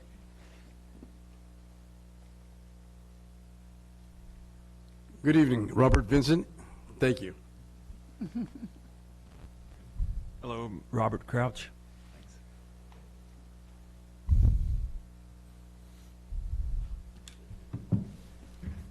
And I'm David Jamison, Parks Board Chair. And Larry LaFawn, Parks and Rec Ambassador. Right, and Mr. Mayor and council members, we're here to walk you through the naming our new Lincoln City Park process. So as you know, this new park is located at Southeast 3rd and Keel, just north of the new police station. It currently contains a couple small trails and then the Story Circle Nature Play Area. That's what's in place today. In October of last year, over 35 volunteers participated and helped to bark chip this new trail. You can see a picture of all the folks who participated here. Up in the upper right-hand corner, you can see City Manager Chandler coaching the mayor on what his role was going to be. And as you can see in the slide below, his role was to put all the bark chips on the trails. Really appreciate, no, I'm just kidding. Everybody was involved in every aspect of that process. Now, Larry's going to give you a little more background on this new park. The proposed new park amenities include the more trails, nature play space, wetland nature overlooks, and a dog park. Everyone's familiar with that. We will be having at the community center on Wednesday, March 18th, starting at 5:30, an open house, open to the public, and be able to answer questions where we are so far on the park, what our plans are for the future, and the timeline for all of those plans. People want to know. So this process had rules. That is, picking a new park name, and had rules. Director Sprague came up with kind of a best practices around the naming of new parks or facilities. So each name that was submitted by the public, and Lorio explained the process we went through to capture all these names, but each name was considered by Parks Director Sprague and also by City Manager Chandler, and then the Parks Board went through a whittling process as well. And there were a number of things we took into consideration, and you should take into consideration as you go through this exercise of picking a final name. We want the name to engender a strong positive image for the new park. We want it to be appropriate to the location and or the history of the park. It should have or could have historical, cultural, or social significance for the future. It could also commemorate the place itself or people or events that are of continued importance to the city and beyond. This name could have symbolic value that transcends the ordinary meaning and enhances the character and identity of the park as a result of that name. It needs to have broad public support, of course, and it shouldn't result in any undue commercialization, especially if it was to accompany, say, a gift of some sort. So those are the rules of the road that Director Sprague put together and that council approved. Loree will talk about the naming contest. We kicked off the contest in October and had a little over 80 entries. And from a wide variety, a wide range. We had one little girl, I know she was 3.5 years old at the time, and went and walked through the park and thought very carefully about what she wanted to name this park. And some of the entries came to me by email, so I wasn't aware of the age group, but between 3.5 and all the way up to 90-year-olds, we really had a nice community participation in this contest. And then again, it was whittled down to a smaller list of names from the Parks Board meetings, and then also now down to 6. And now it's your turn. So let's unveil the top 6 choices in no particular order here. Birdsong Canyon, and I believe you all have a piece of paper that gives you the reason why the person who submitted this thought this name would be a good idea. So Birdsong Canyon, one of the names Lakewood Park, Moss Ridge Park, Nasika Park, Osprey Park, and Raptors Roost Nature Park. So those are the top 6 choices. Based on the amount of time we've been given, that'll give you about 15 seconds now to choose one. Kidding, this is a longer process than that. Got it. But we had a lot of fun with this program. We got great turnout. It was very exciting. Went through a big, long vetting process. So we look forward to seeing what you came up with. And choose. Boy, you are, we're going to have you talk to Ed and, who is left? He's already left. Would this be a good time to put in a plug for Toastmasters? Oh, there he is back there. Yes. Teeny question. Our packet here says Birdsong Park, and your paper says Canyon, and all the rest say Park. We're naming a park or a canyon, or is that an error, or do you mean it to be canyon? Yeah. Jeannie, Birdsong Canyon Park, would that be the proper name? Yeah, Birdsong Canyon Park. Oh, okay. Thank you. Do either of you, 'cause I haven't looked it up, and have any history on the land itself? It's probably who donated it to the city and when? I don't. Okay. I was just curious, any kind of significance around that as well? Because I know there were restrictions of, because whoever donated it had the intention of a park, because only so much of it could be developed. So I was just curious. Anything else we can answer? Other questions? Great. I enjoyed reading it, in our packet, so thanks for sending that earlier. I love the descriptions and how the comments, how they arrived at these names. It's most interesting. Very thoughtful. Yeah, it is. It really is. Good. So thank you. Who was putting up the $1,000 reward for the name? Was that Chandler? Can't anymore. You cut my pay because these didn't work. Yeah, you had Ed. You were supposed to control Ed. Yeah. Thank you, guys. Thank you for the committee and actually the public for being so participatory. So that's great. All right. Thank you. We'll have some work to do. Thank you. All right. Well, I know you're disappointed. That's the end of presentations and whatnot. Now we get to go to public hearings. Yes. Just wanted to note you also have a planning commissioner interview on the agenda. We do. I don't know if you were going to bring that forward or.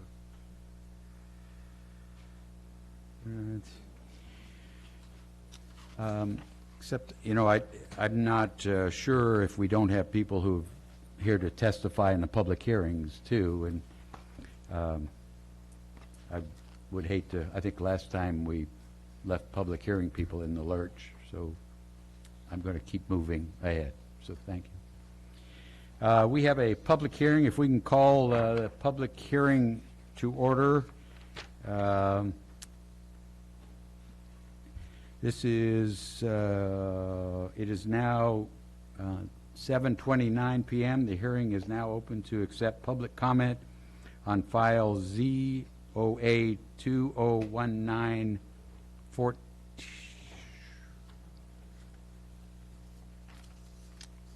I think it's 2019, oh, 12. That's 12, it should be 20. Yeah, I'm looking for the right Should it? script here, 3:12. Gotcha. All right, it is now 7:30 PM. The hearing is now open to accept public comment on file ZOA 2019-12 Bluff Setback Amendment. This public hearing concerns a city-initiated proposal to amend Title 17 zoning in Chapter 17.47 by adding maximum to annual erosion rate and by providing guidelines for determination of the bluff location, measurement of the bluff setback, and prohibiting alteration of the bluff edge. Councilors, are there any abstentions or disqualifications based on conflict of interest or personal bias? Seeing and hearing none. Testimony, arguments, and evidence must be directed to the applicable substantive criteria described. So let's go through that. Nope, just described. Or to other criteria that you believe apply to the subject of this hearing. So the substantive criteria was the annual erosion rate. Is that? The applicable criterion, Guidelines. basically for any land use text amendment, amendment to the zoning code, would be the comprehensive plan, the statewide planning goals, and the zoning code itself for internal consistency. Thank you. After the staff presentation, any person may speak for up to 3 minutes. If we have questions, your time responding will not be counted in your time limit. If you wish to speak, please print your name and mailing address clearly on the sign-up sheet on the table at the entrance. Please speak directly into the microphone and begin by stating your name only. If you also have written testimony to submit into the record, please provide a copy to the clerk. We'll now have the staff report. Thank you. My name is Anne Marie Skinner with the Planning and Community Development Department of Lincoln City. As has been stated, this is the public hearing for a bluff setback clarification. This is a citywide ordinance amendment. Notice was mailed to property owners in city limits on November 26, 2019. Notice was published in the News Guard on December 4th, 2019. The authorization, this amendment was initiated by the Planning and Community Development Director pursuant to Lincoln City Community Code, or Municipal Code 17.88.020. And as Mr. Apicello has stated, the relevant substantive criteria include the statewide planning goals, the city's comprehensive plan, and consistency within the zoning ordinance, which is Title 17 of the Lincoln City Municipal Code. A draft ordinance has been provided to City Council in the packet under the ordinance section. The Planning Commission held a public hearing on this ordinance amendment on December 17th, 2019. They closed the public hearing. They left the record open until January 14th, 2020. The deliberations were held on January 21st, 2020. The Commission unanimously recommended that City Council approve the draft ordinance with the additional language adding a geotechnical engineer as an appropriate professional who can prepare the geotechnical report. The final recommendation for the Planning Commission was signed on January 21st, 2020, and it is attached in the Council's packet.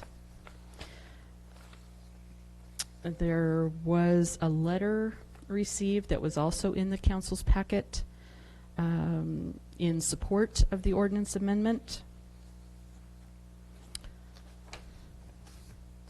And then, of course, the ordinance itself, which is in the packet, provides the minimal amendments, which are adding geotechnical engineer, registered and licensed to practice in Oregon, and adding the word maximum in front of annual erosion rate. That simply codifies the standard practice, which we use the maximum annual erosion rate now, and this would codify that so that it's actually stated in the ordinance. And adding the sentence, the bluff setback must be measured from the unaltered bluff edge as based upon a recent conducted within the 12 months prior to the date of the geotechnical analysis topographic survey performed by a land surveyor licensed in the state of Oregon.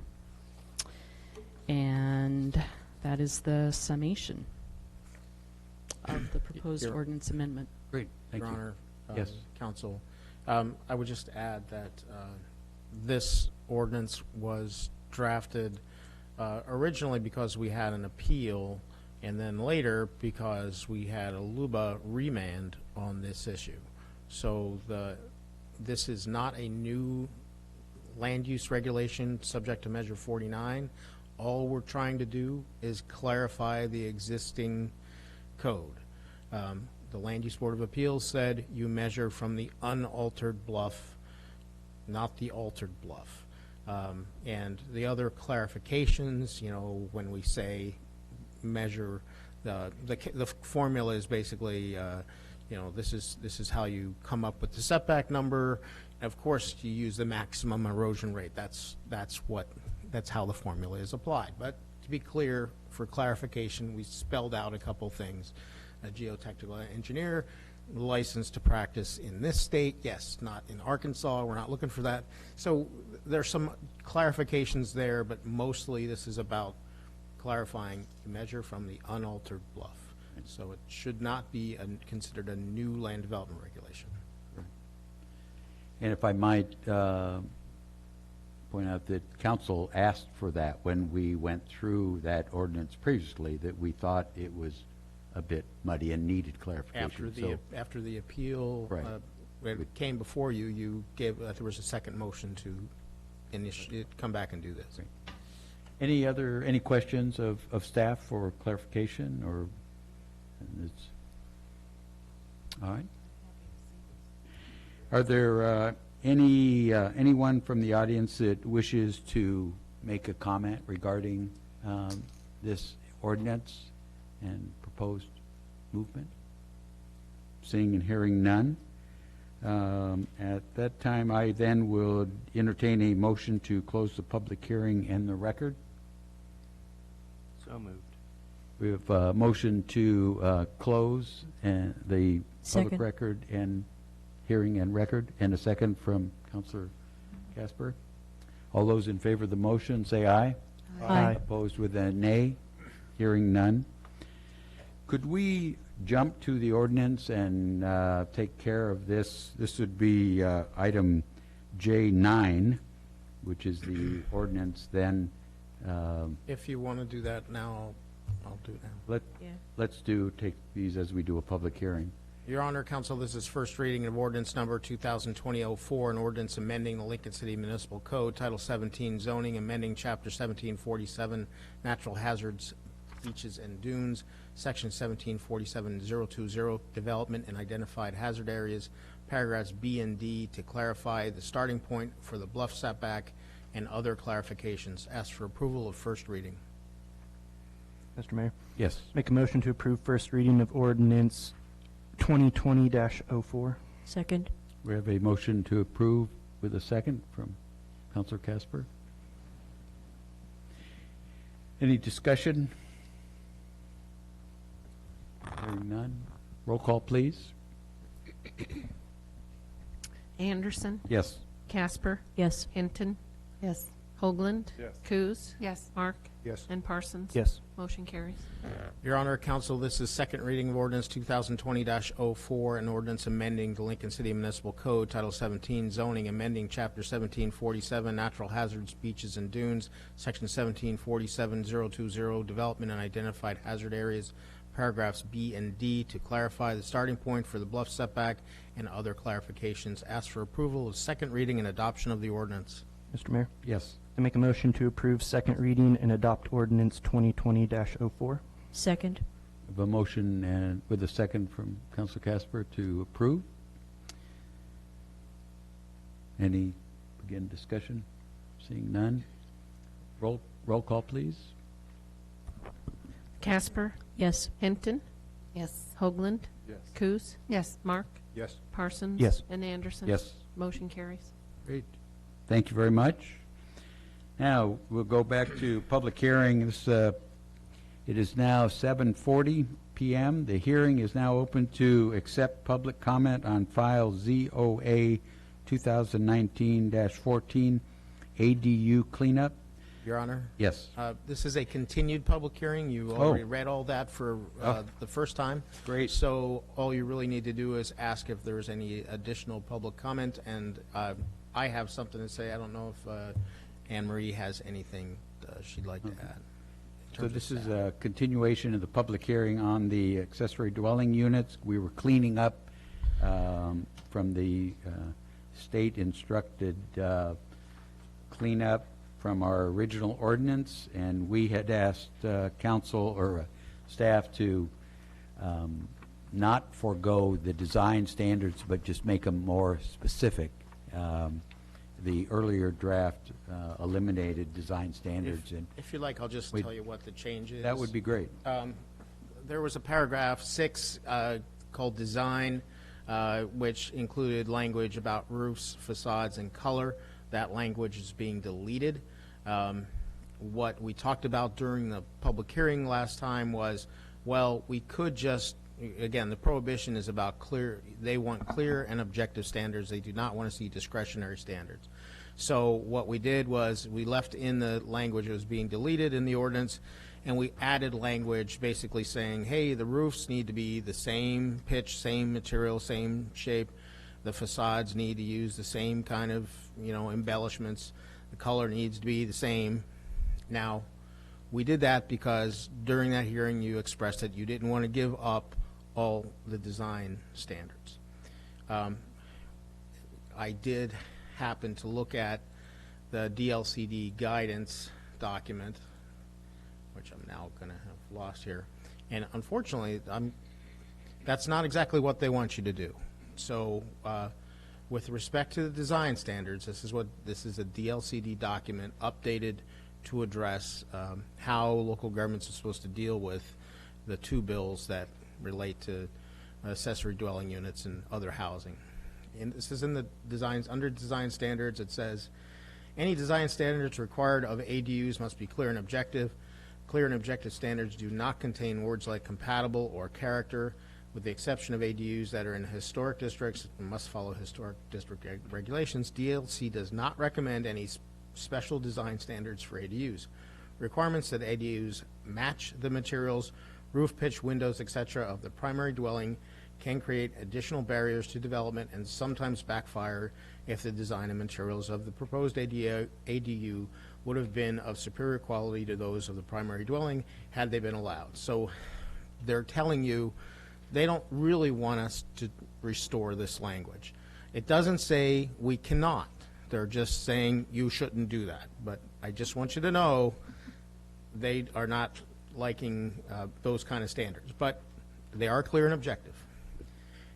There was also some rumbling at the last meeting about, I don't like this this legislation that was passed at the legislature, and specifically with reference to the minimum lot sizes. And there's a deadline for local governments to achieve getting rid of these impediments to ADUs. And again, this is from the document. DLCD is giving ADU guidance.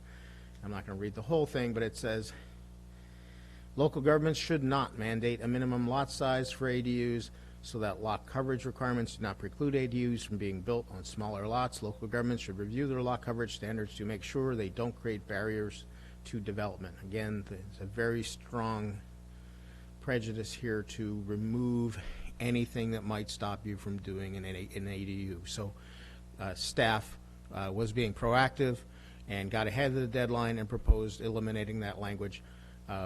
We didn't have 4 of you indicating you wanted it left in, so it's still left taken out.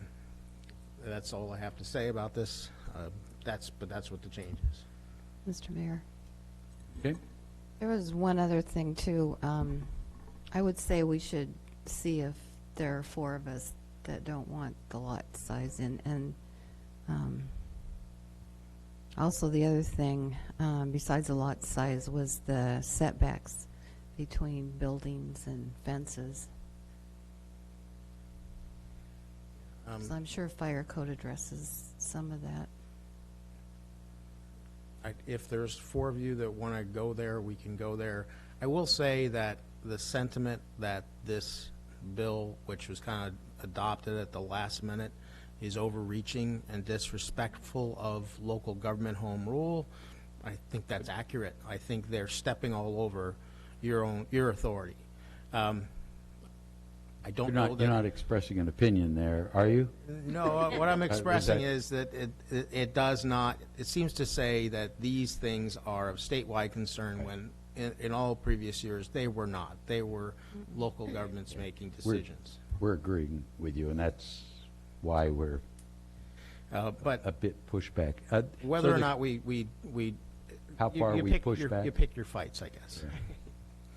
So if I, of the 3 things we talked about, we've left but clarified design standards to kind of match the existing house.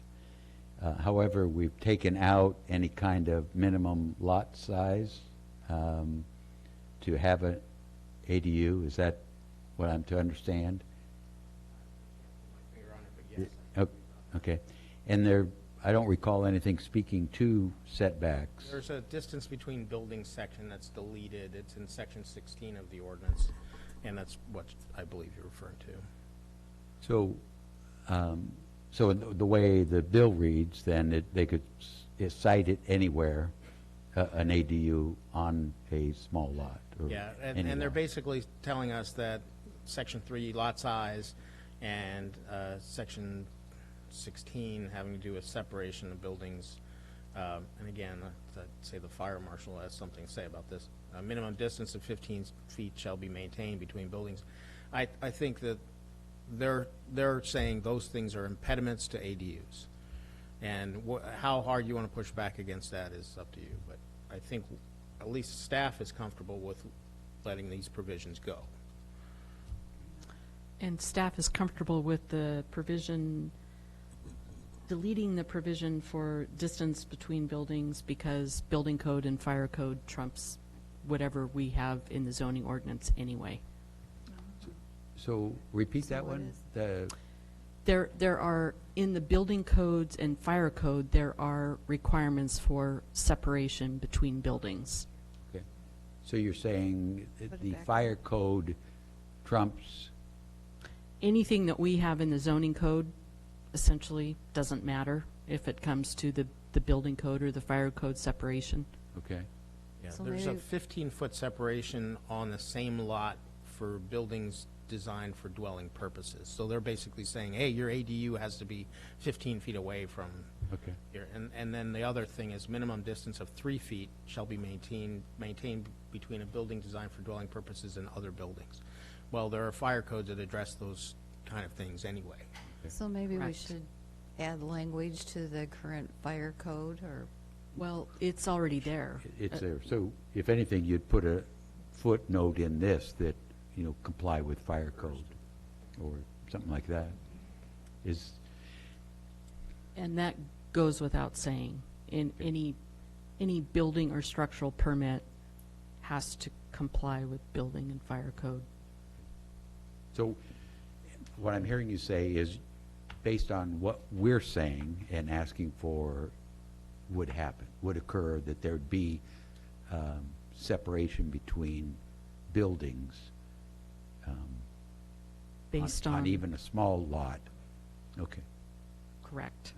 And Ms. Based on existing codes and fire. Okay. So, Mr. Mayor, I'd still like to go back to the lot size, because I'm sure that they were thinking of Portland and some of those other more heavily developed cities where they're encouraging more development within a lot. But we have a lot of, The paragraph to be buildable. deleted is paragraph 3, if you're looking at the ordinance. I know which one it is, yeah. However, again, if you have mandated separation from building by fire or building code, that by itself dictates, whether a unit can fit on a lot, does it not? It does, because you still have to meet, so the structure would have to meet the fire and building code separation. It would also have to meet the perimeter setback requirement, and it would also have to meet the maximum building coverage and the maximum impervious surface. So that might take care of the, Right. you're already at 5,000 Yeah. square feet. Right. See, I think that's the way you get back into it. And again, I guess I would say for the record, we've had ADUs way ahead of the state, and I too take exception to someone telling us else what we have to do that we've already done and to comply with them. Especially because we aren't 10,000 people yet. Yeah, right. All right, so thank you for that clarification. And we're into public comment, that we were still in the continued public hearing. So anyone have a comment regarding ADUs or accessory dwelling units? Seeing none, hearing none, I'd entertain a motion to close the public hearing and the record. Mr. Mayor, I'll move that we close the public hearing and the record. Is there a second? Second. We have a motion and a second to close the public hearing and the record. Any discussion? All those in favor say aye. Aye. Opposed with a nay? Thank you. Could we then go to ordinance under J8 is the ordinance? Your Honor, Council, this is first reading of ordinance 2020-03, an ordinance amending the Lincoln City Municipal Code, Title 17, zoning, amending Chapter 1708, definitions, amending Chapter 1780, provisions applying to special uses, Section 178110, accessory dwelling unit standards, to remove discretionary standards, amending the following chapters to reflect the revision, Chapter 1716, single-family residential R1 zone, 1717, single-family residential roads N R1 RE zone, Chapter 1718, vacation rental VR zone, Chapter 1720, multifamily residential RM zone, Chapter 1728, recreation commercial RC zone, Chapter 1732, general commercial GC zone, Chapter 1734, Nelscott Planning NP District, Chapter 1740, recreation residential RR zone, Chapter 1745, Taft Village Core TVC zone, and Chapter 1750, Ocean Lake Plan OP District, Chapter 1752, supplemental regulations and exceptions. And I apologize, there should be the word chapter before 1717, and I'll correct that. Ask for approval of first reading and adoption, or approval of first reading. Mr. Mayor? Yes. Make a motion to approve first reading of ordinance 2020-03 with Mr. Apicello's one fix. Second. And we have a second from Councilor Hoagland. Motion to approve with a second. Any discussion? Roll call, please. Hoagland? Yes. Coos? Yes. Mark? Yes. Parsons? Yes. Anderson? Yes. Casper? Yes. And Hinton? Yes. Motion carries. Great. Sorry, it got off the track here. Your Honor, Council, this is second reading of Ordinance 2020-03, an ordinance amending the Lincoln City Municipal Code, Title 17, zoning, amending Chapter 1708, definitions, amending Chapter 1780, provisions applying to special uses, Section 178110, accessory dwelling unit standards to remove discretionary standards, amending the following chapters to reflect the revision, Chapter 1716, single-family residential R1 zone, Chapter 1717, single-family roads and R1 RE zone, Chapter 1780, vacation rental VR zone, Chapter 1720, multifamily residential RM zone, Chapter 1728, recreation commercial RC zone, Chapter 1732, general commercial GC zone, Chapter 1734, Nell Scott Plan NP District, Chapter 1740, recreation residential RR zone, Chapter 1745, Taft Village Core TVC zone, and Chapter 1750, Ocean Lake Plan OP District, Chapter 1752, supplemental regulations and exceptions. Ask for approval of second reading and adoption of the ordinance.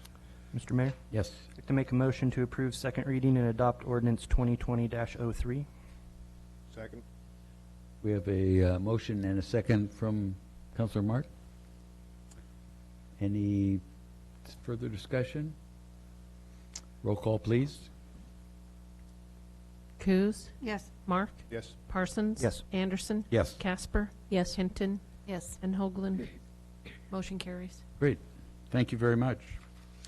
All right, final public hearing. It is now 7:55 p.m. The hearing is now open to accept public comment on file ZOA 2019-03, mobile food carts. This public hearing concerns a city-initiated proposal to amend Title 17 zoning by adding a new section, 17.80.160, mobile food units, establishing standards for mobile food units and mobile food unit pods. Amend several zones, professional, campus, recreational, commercial, general commercial, Nell Scott Plan District, Planned Industrial, Taft Village Core, Ocean Lake Plan District, and Park, to allow mobile food units and mobile food unit pods. Councilors, are there any abstentions or disqualifications based on conflict of interest or personal bias? Seeing and hearing none. Testimony, agreements, and evidence must be directed to the applicable substantive criteria or to other criteria that you believe apply to the subject of this hearing. After the staff presentation, any person may speak up to 3 minutes. If you have any questions, your time responding will not be counted in your time. If you wish to speak, please print your name and mailing address clearly on the sign-up sheet on the table at the entrance. Please speak directly into the microphone and begin by stating your name only.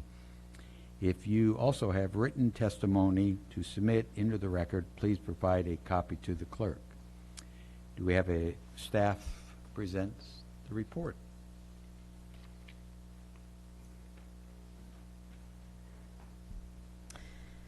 Thank you, Mayor. For the record, my name is Anne Marie Skinner. I'm with the Planning and Community Development Department.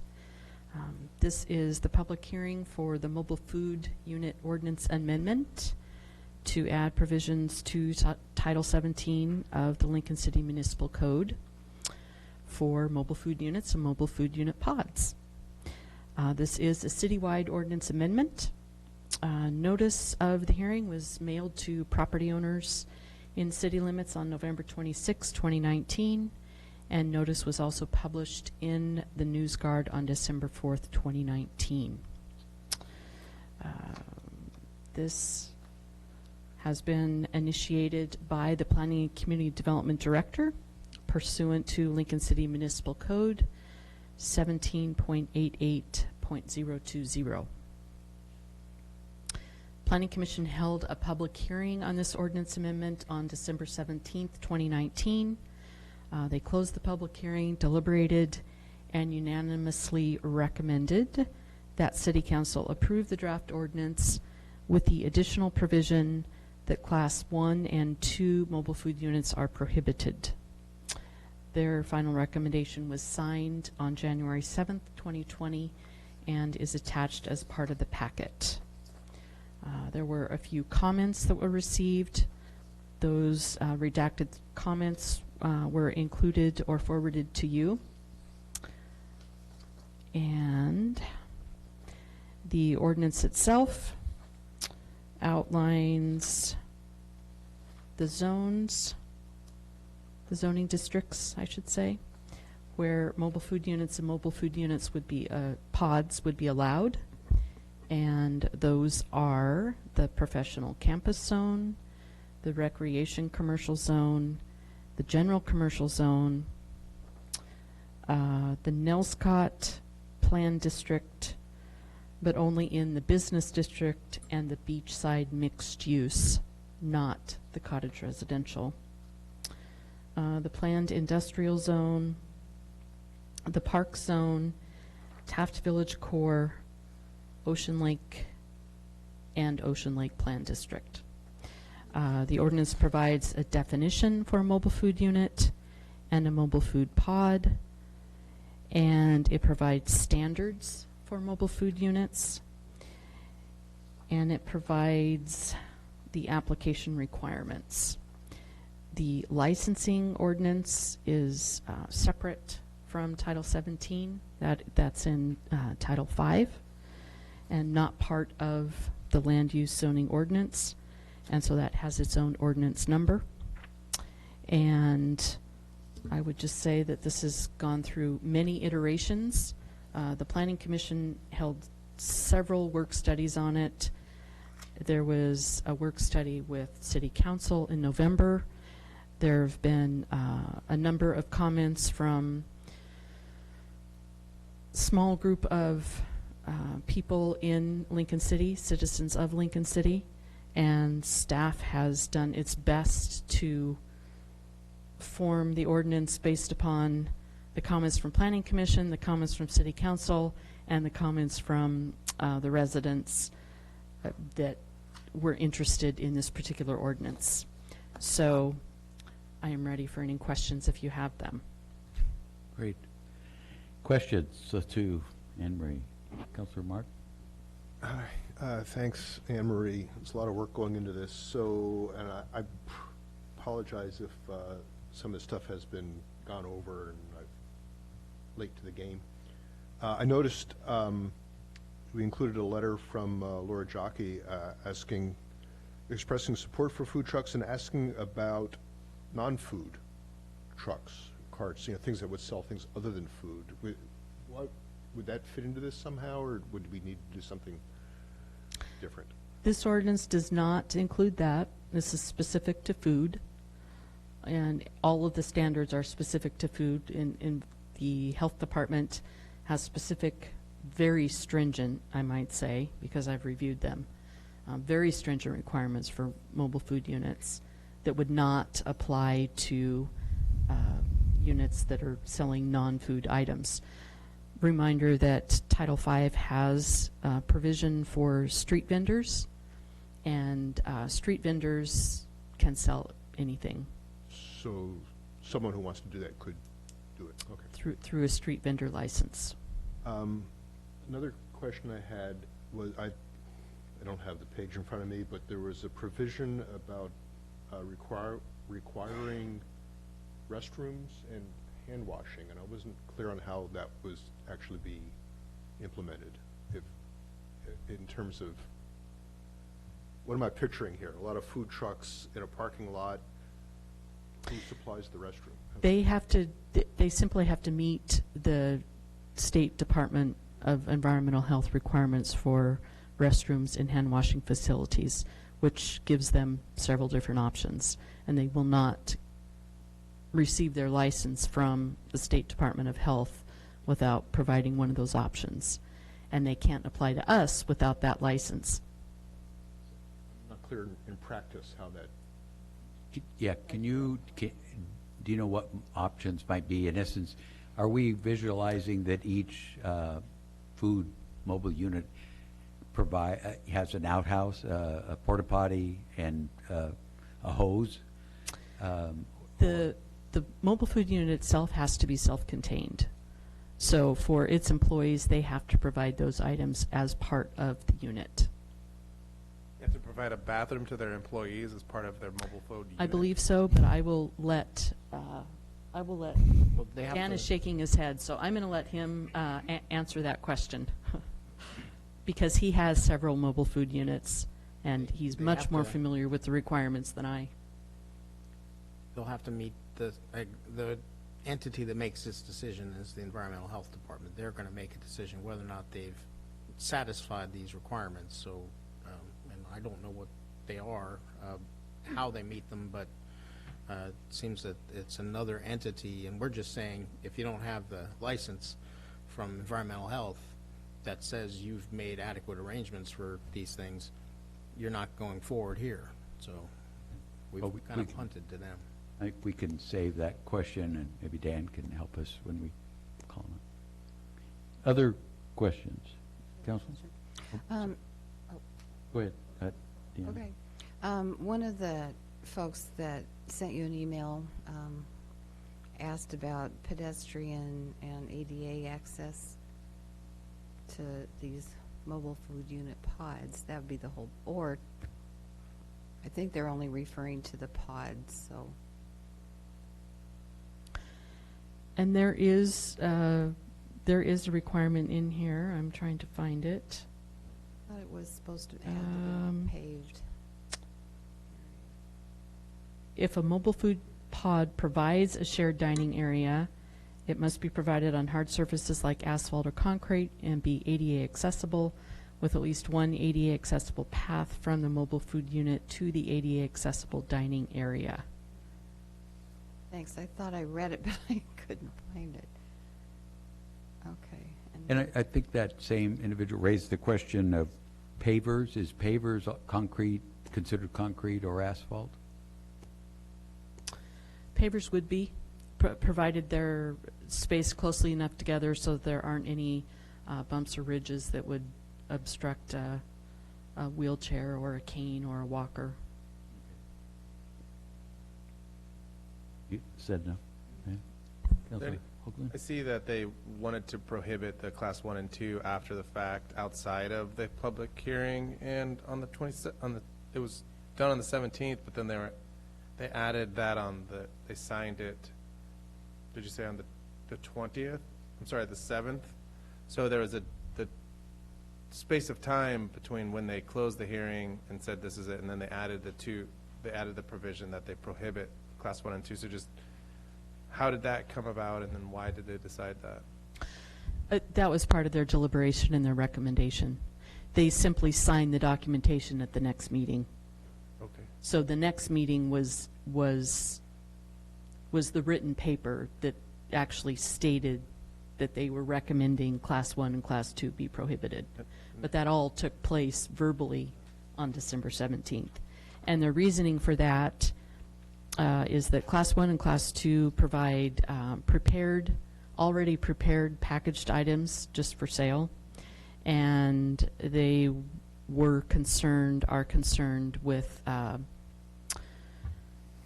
wrappers and plastic and debris that would possibly proliferate the city by allowing class 1 and class 2 mobile food units. I believe class 1 and class 2 would also be closer to what the street vendors are doing as opposed to mobile food units. My question comes in for the tap tie boosters. They're not doing prepared food, or they're selling non-cooked food. So we're eliminating their ability to fundraise, essentially. Per the Planning I'm not in Commission. support of that. What No, recommendation is not to Correct. allow that. Thank you for the clarification. They can under the street vendor ordinance, but this is for mobile food units, so these are located in different places than the street There's also vendors. size differences and things like that. A street vendor might be obviously in an approved location that's ADA accessible in a right-of-way or in a parks concession. A mobile food unit cannot be anywhere except for private property. I believe that's the restriction. So there's some differences. And a street vendor cart is limited to 4x8. Right. And let me also just point out or remind council, because there's a lot of information here to read, the licensing ordinance requires the use of biodegradable and no plastic. So that would preclude anyone's, perhaps what they're selling is prepackaged. How are you going to prevent people from selling chips in a bag at a mobile food unit? I mean, this ordinance is prohibiting people from selling prepackaged chips by that definition?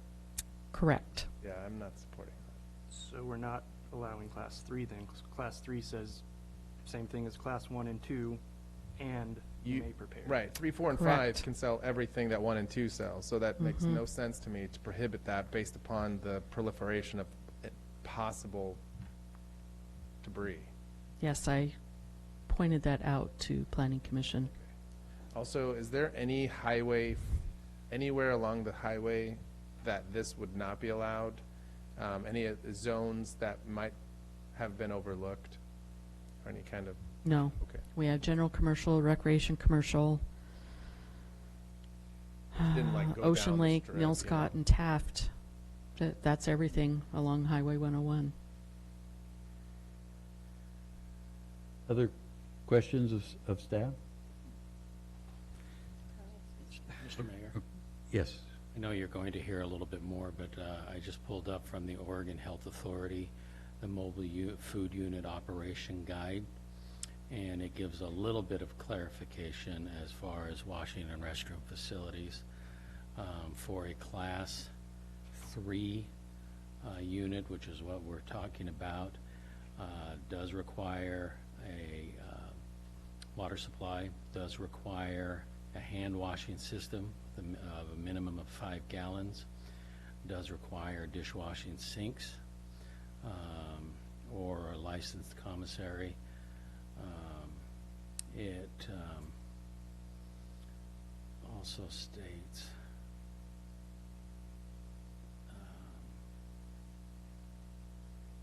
hand washing facilities must have warm running water, dispensed soap, paper towels, and a waste basket. Hand washing is very important when working. I think that just explains it.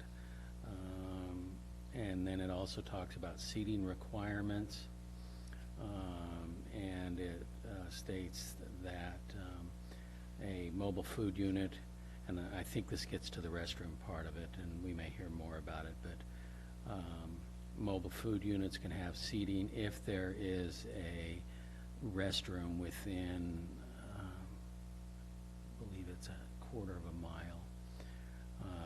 And so, and then it also says that if you have any questions, you contact your county health department. So that's a little bit, it doesn't go in much into detail about restrooms other than as it pertains to seating. And I assume that, well, we can ask Dan. It says this, operators may provide seating for customers if restrooms are readily accessible within 1/4 of a mile or a 5-minute walk from a mobile food unit. The restroom must have a hand washing facility that provides hot and cold running water, soap, and paper towels or air dryer.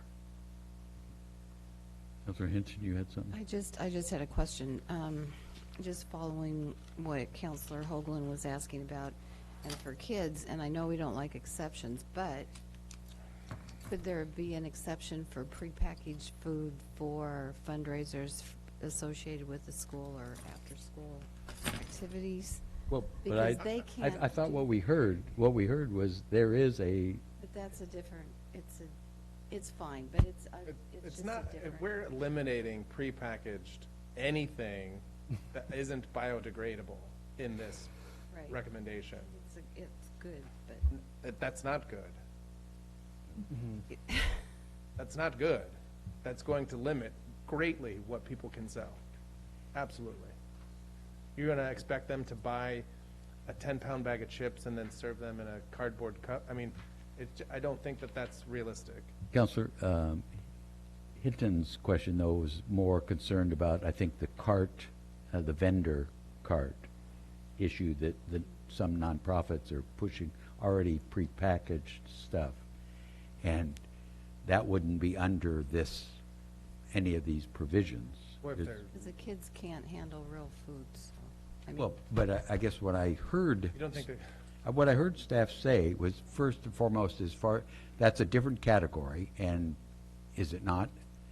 A food cart versus a A street mobile vendor unit? is a completely different category. A street vendor does not have any rules for biodegradable, compostable, anything. Mr. Mayor, under the classifications, they have 1, 2, 3, and 4. And as you go up, each classification can do what is below it. And so it begins with, you can't prepare food, it's prepackaged, that's what you can sell. You get to class 3, you're preparing food, plus you can do whatever else is below that. So they build on each other, okay. And that's, but staying with the question raised by Councilor Hinton, concerned about what, in this case, boosters could do, a lower class allows them to do prepackaged food. So I guess I'm missing what your concern well, is. I was, Okay, so fine. they're, I was just trying they're to. fine. Now, Councilor Hoagland has a good point, but let's hold that, because that, all of a sudden, if we're building on all this stuff and then somehow we're cutting the legs out, right? I mean, to your point, but hold that thought. Any questions from this side for clarification of staff? I'm still confused now. Okay.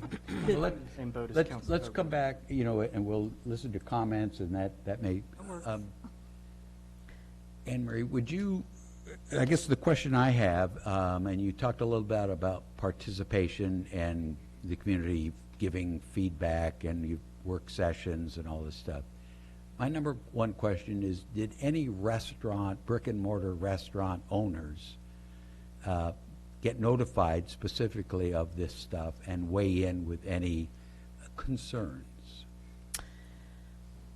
Yes, to the first part of that question, I sent a letter to all the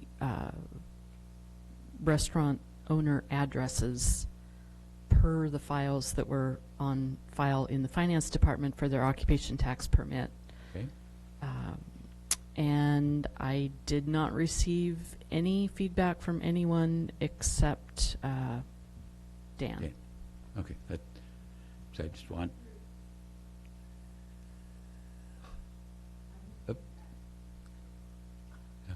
That's right, Leslie. Okay, and Leslie's with? Snug Harbor. Thank you. Okay. Sorry about that, Leslie. Okay. Which is in the record. This is the Yes. letter. Yeah, I mean, Yes. it's in it, yeah. That's right. Because I know I asked some, took the opportunities to ask if people thought, because I want their feedback as well, because that's when we started talking about this, concern for brick and mortar as well, who are paying property taxes. So any other questions of staff? Because we can bring staff back. All right? Thank you. So, Dan, you're the one who signed up. Come on forward. We'll call but I try to respect the. So I know I've got a very limited time, but what I'd like to do is thank you guys all for all the hard work you've done. A lot of you guys have filled in a ton of questions and emails from me in regards to this, so thank you guys for that. Could you introduce yourself for the record? Yes, sir. My name is Dan Clan. I own a brick and mortar in town, the Grill 1646, and I operate in different areas in the food cart industry as well. So I'm versed on both sides of the effects and the positives of both sides and what the requirements are and all of those things. So what I would like to do is start with, it was touched on just a little bit, but the level 1 and level 2 carts, they absolutely, it's important that they're not prohibited. Taft boosters was a great example, and the reason that I use them as an example as well is because their cart is larger than 4x8. Their cart is 8x16. Their cart was designed for them to keep the kids out of the weather, to be able to provide candy and snacks and fundraise and those kind of things, and those prohibitions will not allow them to continue, and that donation of that cart and all of that stuff is now out the window. So that's a huge thing. So type 1 is basically candy, prepackaged items like that. you know, their merch, those kind of things. It's things they could buy from the store in bulk and resell. And that's going to eliminate a large part of the charities and fundraisers. It eliminates their, you know, weather protection and those kind of things to do that by eliminating that part of the cart class. Class 2 and Class 3 are very, very similar. The only difference between the two is the water capacity and waste capacity.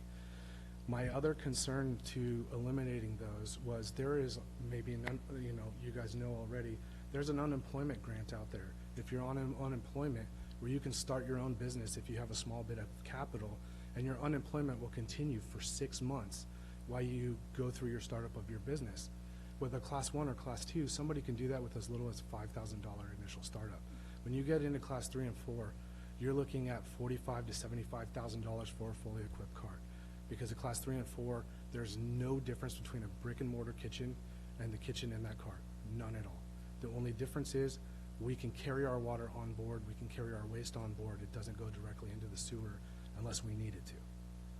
So that's my concern with that part, and I'll be open to any questions as far as that. Another thing in one of the ordinances, you guys had eliminated the use of generators except for special events. That's deeply concerning to me as a brick and mortar operator side. Reason being is because you guys have written in that it's okay for the noise ordinance and certain decibels and those kind of things, and I think that's going to be very costly to the city and very cumbersome to enforce. The thing is when those generators are going, because those carts are not, they're self-contained, but the power has to be supplied or they have to be plugged in like an RV. If you have one, say, in the Ocean Lake District down by my restaurant in that red fenced area, you're going to have a generator bouncing building to building and echoing and getting louder and louder as it goes through the district. The way that it's written with the restrictions of distance for sound and things like that, it's impossible to meet. So you're just going to be fielding calls and enforcing noise ordinances all day by allowing generators, unless it's a special event, you know, like the Kite Festival or something like that. Go ahead. The last thing that I wanted to touch on, and I heard it in one of the work sessions, is nowhere in here, was the limitation of licensing and preferences to local businesses. I know that discussion was to be fair. The limitation of licensing, I don't think there should be a limitation, but I do want you guys to consider the fact that most of the Class 3 and Class 4, especially within their first year of operation, are required by the health department to have a commissary kitchen, meaning they have to rent a commercial kitchen for food preparation.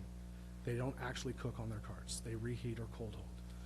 So we don't have the infrastructure in Lincoln City to do that. That would mean that Mr. Anderson, as a cart owner, would have to come to me as a brick and mortar at the grill and say, what's your off hours? Can I rent your kitchen and prepare my food to go to business the next day? And that's going to be very taxing on me having him in my kitchen on off hours and him having to work around my schedule. We don't have the infrastructure for that. We have one commercial kitchen currently, which is the Taft Kitchen in the old fire hall down in the Taft district. If the number of licenses isn't limited, or at least consider to the availability of the commissary kitchens, we could run into an issue that way. But I also know that there is a large number of families here in Lincoln City that are operating in other markets, providing jobs in other cities, and making their money in other cities because this law is not in place. And we all want to come home. We want to be able to bring our carts, bring our families, you know, and make our money here and provide local jobs. So some kind of preference to these guys, like, you know, Danny, that's currently operating under a street vendor unit down at the Black Squad because he meets the 4x8 restriction of a push cart, but he also is sitting on a Class 4 unit that he can't use right now. But, you know, he's going to have to go through the licensing process like the rest of us, but being a local person, local business, there's also other chefs and cooks and other restaurants that maybe have a small nest egg that can get into the market with their own business and their own power. So those are the three things I wanted to bring up, and I'm open to any questions or anything on how I operate. Council. Yes, Councilor Mark. Thanks for coming forward. I got a little confused about the generator question. Yes, Are the law that we're considering now allows them, requires them, or prohibits them? Allows them. Allows them, and you're objecting to that? Yes, sir. I think the power should be supplied by the private landowner or whoever is allowing you to park your unit. Unless it's a special event like the Kite Festival or something like that, then we should be able to provide our own power. If you have 4 or 5 units sitting on a lot, just say the Old Pines district across from Leslie at the Snug, and all 4 or 5 of them are running generators, that's a lot of noise. So the alternate is to plug into something? We're fully self-contained, and we plug in just like an RV. We have a sewer hose just like an RV. So if the landowner provides all of that, it's going to keep it nice and quiet, more appealing, and you don't have a generator sitting outside the unit running and making noise. You don't have fossil fuels being burned to power the unit. Other questions? Dan? Did you want to ask about the restrooms? Oh, well, For clarification, it sounded as if as long as the restroom is closed, which is kind of what I was envisioning. Yeah, I mean, we have public It's restrooms. pretty simple. We can provide a porta potty. If it's the only restroom there, it has to be ADA accessible porta potty. Or we have to have what's called a shared use agreement. Again, if somebody was parking next to my restaurant, I can sign a paper saying I'm going to allow their customers from their food cart to come in and use my restroom facilities, and it meets that requirement. Or there has to be a public restroom within 500 feet of your operation location. 500 feet, that's different. Yes, sir. I did have another question, and I just sort of mentioned this in passing at a previous meeting, and I come from a experience in Portland at we got food at a food pod, and we found there was a nice public area to sit and eat. And then we went to throw away the trash. The trash receptacles were abominable. There was no one, it looked like it was one of those things that no one was taking responsibility for cleaning that up, and so garbage was just spilling all over the place. I don't know how we could, cope with that. It's already in here. It's already in here written that we have to clean up a certain distance around. 25 feet. Yeah, 35 feet. I saw that, but if you have 5 units in a common area, and maybe there's a trash can that's more than 35 feet away, let's say, I mean, I would say the answer there is we do what we do for vacation rentals. You call a non-emergency number with police, and register, because the pod owner would ultimately be responsible, I would think, because they're leasing to individual units. So I didn't see language addressing that in here. yeah, no, I think it's a good question. Okay. I could just ask one more. First of all, thanks for bringing up the noise. I had it on my list, and I didn't read my list of things. I could just hear a lot of noise, not just the generators. I was thinking of everyone was playing music, and it was in a pod. You had 4 or 5 different types of music going at the same time. So I don't know how that's going to be addressed, but maybe leave it up to you guys. But also about the kitchen, I was just a little bit confused. So now the way it's written, no food can be prepared within the mobile food unit, that they have to be prepared. Food has to be prepared somewhere else and then just reheated. Is that what? No, ma'am. Depending on the Okay. Did I hear it backwards? Okay, never mind then. I don't want to cut it. And just to let you know, on what I've operated in, I've had carts in 2 other food pods where there's 4 or more units. Usually the pod has a small tap house or beer house, like Sarah's Black Squid, and the carts are out on the side. We provide food for them to provide the other services. They usually take care of the garbage and the landscaping and all of that. They're the ones that usually provide entertainment. If there's any other music, usually there's a restriction by the landowner that it can't be heard outside the cart. That's for the employee to, work in, but they usually provide music or entertainment or whatever else is going on outside. And they usually meet the regular noise ordinances, restrictions, time restrictions, those kind of things. Great. Dan, that takes care of one of the questions, the commercial kitchen question, but you were talking about, and I'm remembering these mobile units are $45,000, $60,000. Kitchens or restaurants, usually more.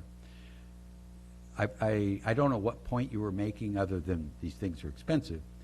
I guess my concern and why I'm trying to balance brick and mortar with mobile is the brick and mortar is paying property taxes, the mobile unit is not. So So, is your landowner. Your landowner that's subleasing to me is paying those taxes. So you're still recovering those costs. The brick and mortar, 90% of the time is also the same thing. My brick and mortar here in town, I'm leasing that. So my landlord is paying property taxes, not me. I am paying an occupancy tax. So there's no difference between my brick and mortar and my cart operating within the city limits here. What was your other question? well, but I'm wondering what, because I have been to pods, and so they're kind of a center or common place for eatery and restrooms or something like that, and then mobile units around. Usually the pod doesn't have the same value as, these 5 mobile units. If 60,000 per unit was brick and mortar on the site, they won't, the property taxes isn't going to be as much. I realize it's going to be appraised as income producing property, so we'll get close, but. So to kind of help with that concern, first of all, the only reason I brought up the cost of the units was because prohibition of class 1 and 2 prohibits the lower funded entrepreneurship. That's the only reason I brought that up, so you guys understood what you were voting against, and that, my son coming out of high school saving his money all summer may be able to afford a class 1 and serve candy and those kind of things to get his start to work his way up to a class 4. As far as the property tax, 90% of the pod units have a brick and mortar or a tap house, so they have a taxable entity and building that they're serving alcoholic beverages or beer, those kind of things. That is going to be a huge taxable revenue. Plus, usually there's some kind of other usage tax for the carts being there. Great. All right. Thank you. Yes, sir. Good. Leslie, if you want to come forward, getting an education on mobile food units.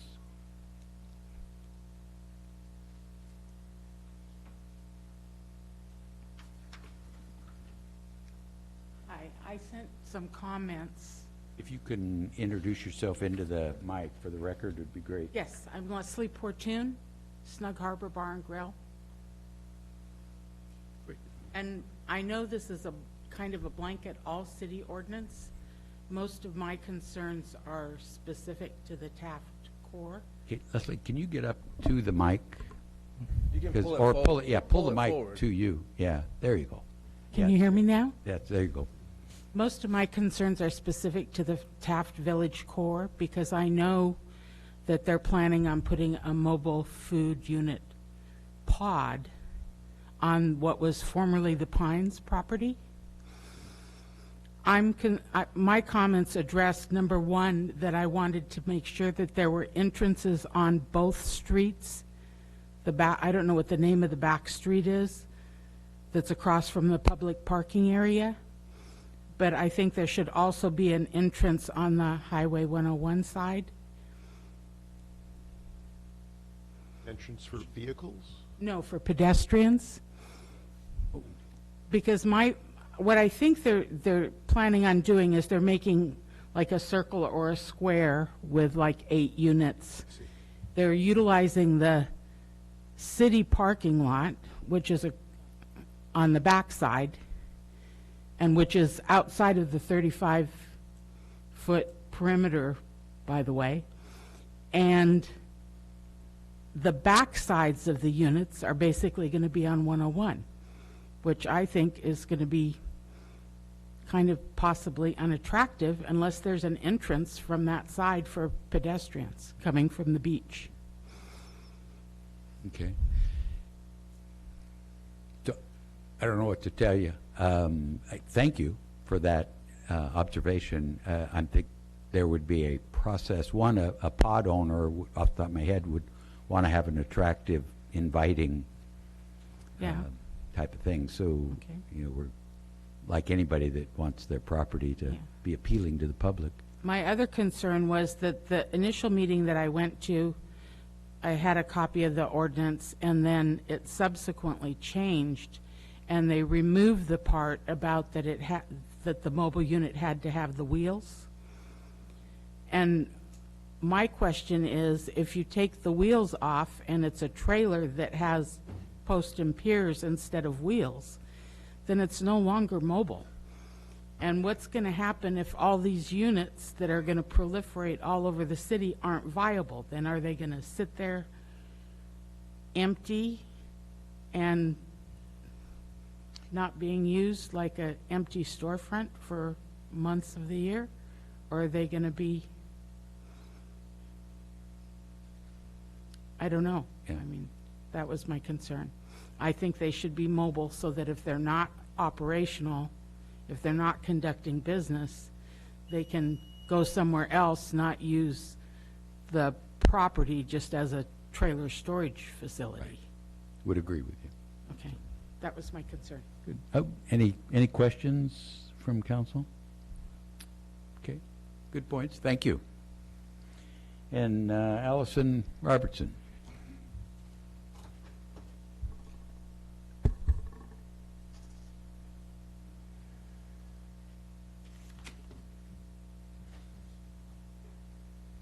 Good evening, Mayor and Council. So I just wanted to provide a brief comment. Can you go ahead and introduce yourself? Sorry about that. Yes, Allison Robertson. I'm with Lincoln City Economic Development and Urban Renewal. During the November 4th, 2019 Council work session, the topic of food carts was discussed, and now with thoughtful work by staff, Planning Commission, and Council, you have an ordinance before you tonight. I was kind of sitting at the edge of my seat at that meeting. There was a lot of great discussion. I feel like the public process has provided great input and brought up some really good points about how we can create a good ordinance. The topic of food carts is very exciting and has potential to provide increased economic activity through a different food choice experience than is offered now. It is something that has been done in various forms in many other cities for years. I believe it's something that some of our visitors expect, but has been lacking when they arrive in Lincoln City. On the matter of business competition, introducing a new component to the mix of food and beverage options can be a concern for some. With any economic development opportunity, competition is inherent, but offering those opportunities to businesses and patrons is more important. We have a local business and community culture that is willing to partner and innovate when the market shows up to engage. Allowing food carts or food cart pods will also offer opportunities for brick and mortar businesses to expand and or shift from brick and mortar to food carts, increasing options for those business owners. Another benefit of food carts happens for entrepreneurs or property owners who want to test the market with new food and beverage offerings before investing in brick and mortar facilities. So the carts can serve as business incubators in some cases. They also allow entrepreneurs or existing brick and mortar businesses to expand with a new product or in a new location with reduced costs, making it more affordable to get their goods directly to customers. Food carts and pods have also been shown to increase property values, the Portland example that we all know and probably have experienced. For properties that are sitting idle, food carts can activate a site with positive economic activity, whether it be something for the interim period or until full redevelopment becomes possible. In short, food carts are one more economic development strategy, and I support it in whatever form it shows up. I know our city attorney may not like this comment, but it is something that we can make available and see how the market responds. And we are an adaptable institution that can modify things. If there's a problem that needs to be addressed or a tweak that needs to be made to address something that's happening pervasively. So thanks for listening. Great. Thank you very much. Questions? Anything? Thanks.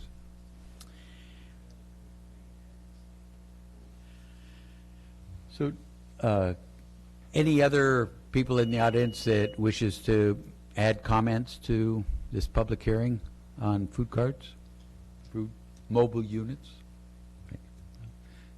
Any further questions of staff? Did you want Anne Marie? You have questions on the wheels, on or off, or? Yeah, I mean, does the fire code even allow the wheels to come off? I mean, are we suggesting that they come off? Well, I've been pondering about the wheels on or off because it was in there. And Leslie called me a week or so ago and said that it wasn't in there anymore. And I looked and it wasn't. And she asked me why, and I, for the life of me, could not remember. And I'm thinking that as I'm sitting here, that it was just an inadvertent delete that was not supposed to have happened, because I can't think of anyone who asked for that provision to be removed, and so that's why I asked her to send the email, because it was after the ordinance had already been published, or published for the packet. So no problems putting that back in, because I think it was an inadvertent delete. Thank you. Yeah, Cal. The definition, I'm sorry, the definition I'm looking at says mobile food unit is a mobile unit. So one would think wheels Gotta would have make it wheels. mobile. I Yeah. would think, Yeah. but maybe if we need that for clarity. Okay. I can clarify that's trailers also, correct? Because it's movable? And trailers are on wheels. Okay. Mhm. Counselor? One thing that I wanted to clarify about generators and noise is there is a provision in the license ordinance that no noise violation can take place as a result of the mobile food unit. And so that from the information that I was given by Dan on the decibels that a generator would produce, that would violate the noise ordinance. So that's why there's nothing specific in the ordinance about generator other than just that they have to comply with the noise ordinance. And I can confirm, I looked here, there's no exemption in the noise ordinance for generators. They'd be a sound-producing device, so they would have to comply. If you wanted to, you could say something like generators are prohibited in order to make it clear that we're not somehow sanctioning a violation of the noise ordinance. But and that may have been his point, actually. Yeah. Mr. Mayor? Yes. Noise ordinances are inherently hard to enforce.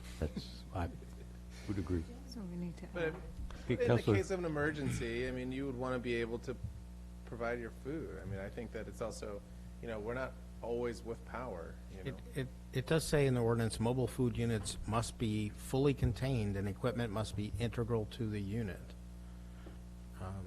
I don't think that means set up a big giant generator on the parking space next to you. I concur. That is not what that means. And then you had stated that you spoke to them about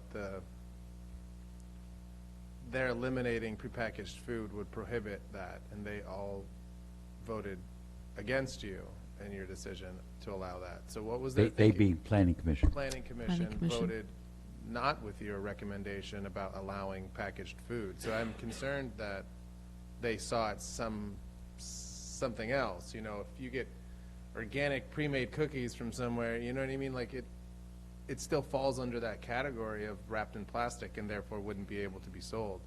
So, can you provide insight of what they were thinking? That's I just, pat on the back, I just watched the video of the Planning Commission thing yesterday or this morning, I forget. And I want to say that I think they were trying to encourage, homemade food and sort of discourage generic, you can get it anywhere Okay, well, product. you But can get organic local chips made in a bag that you wouldn't be able to sell.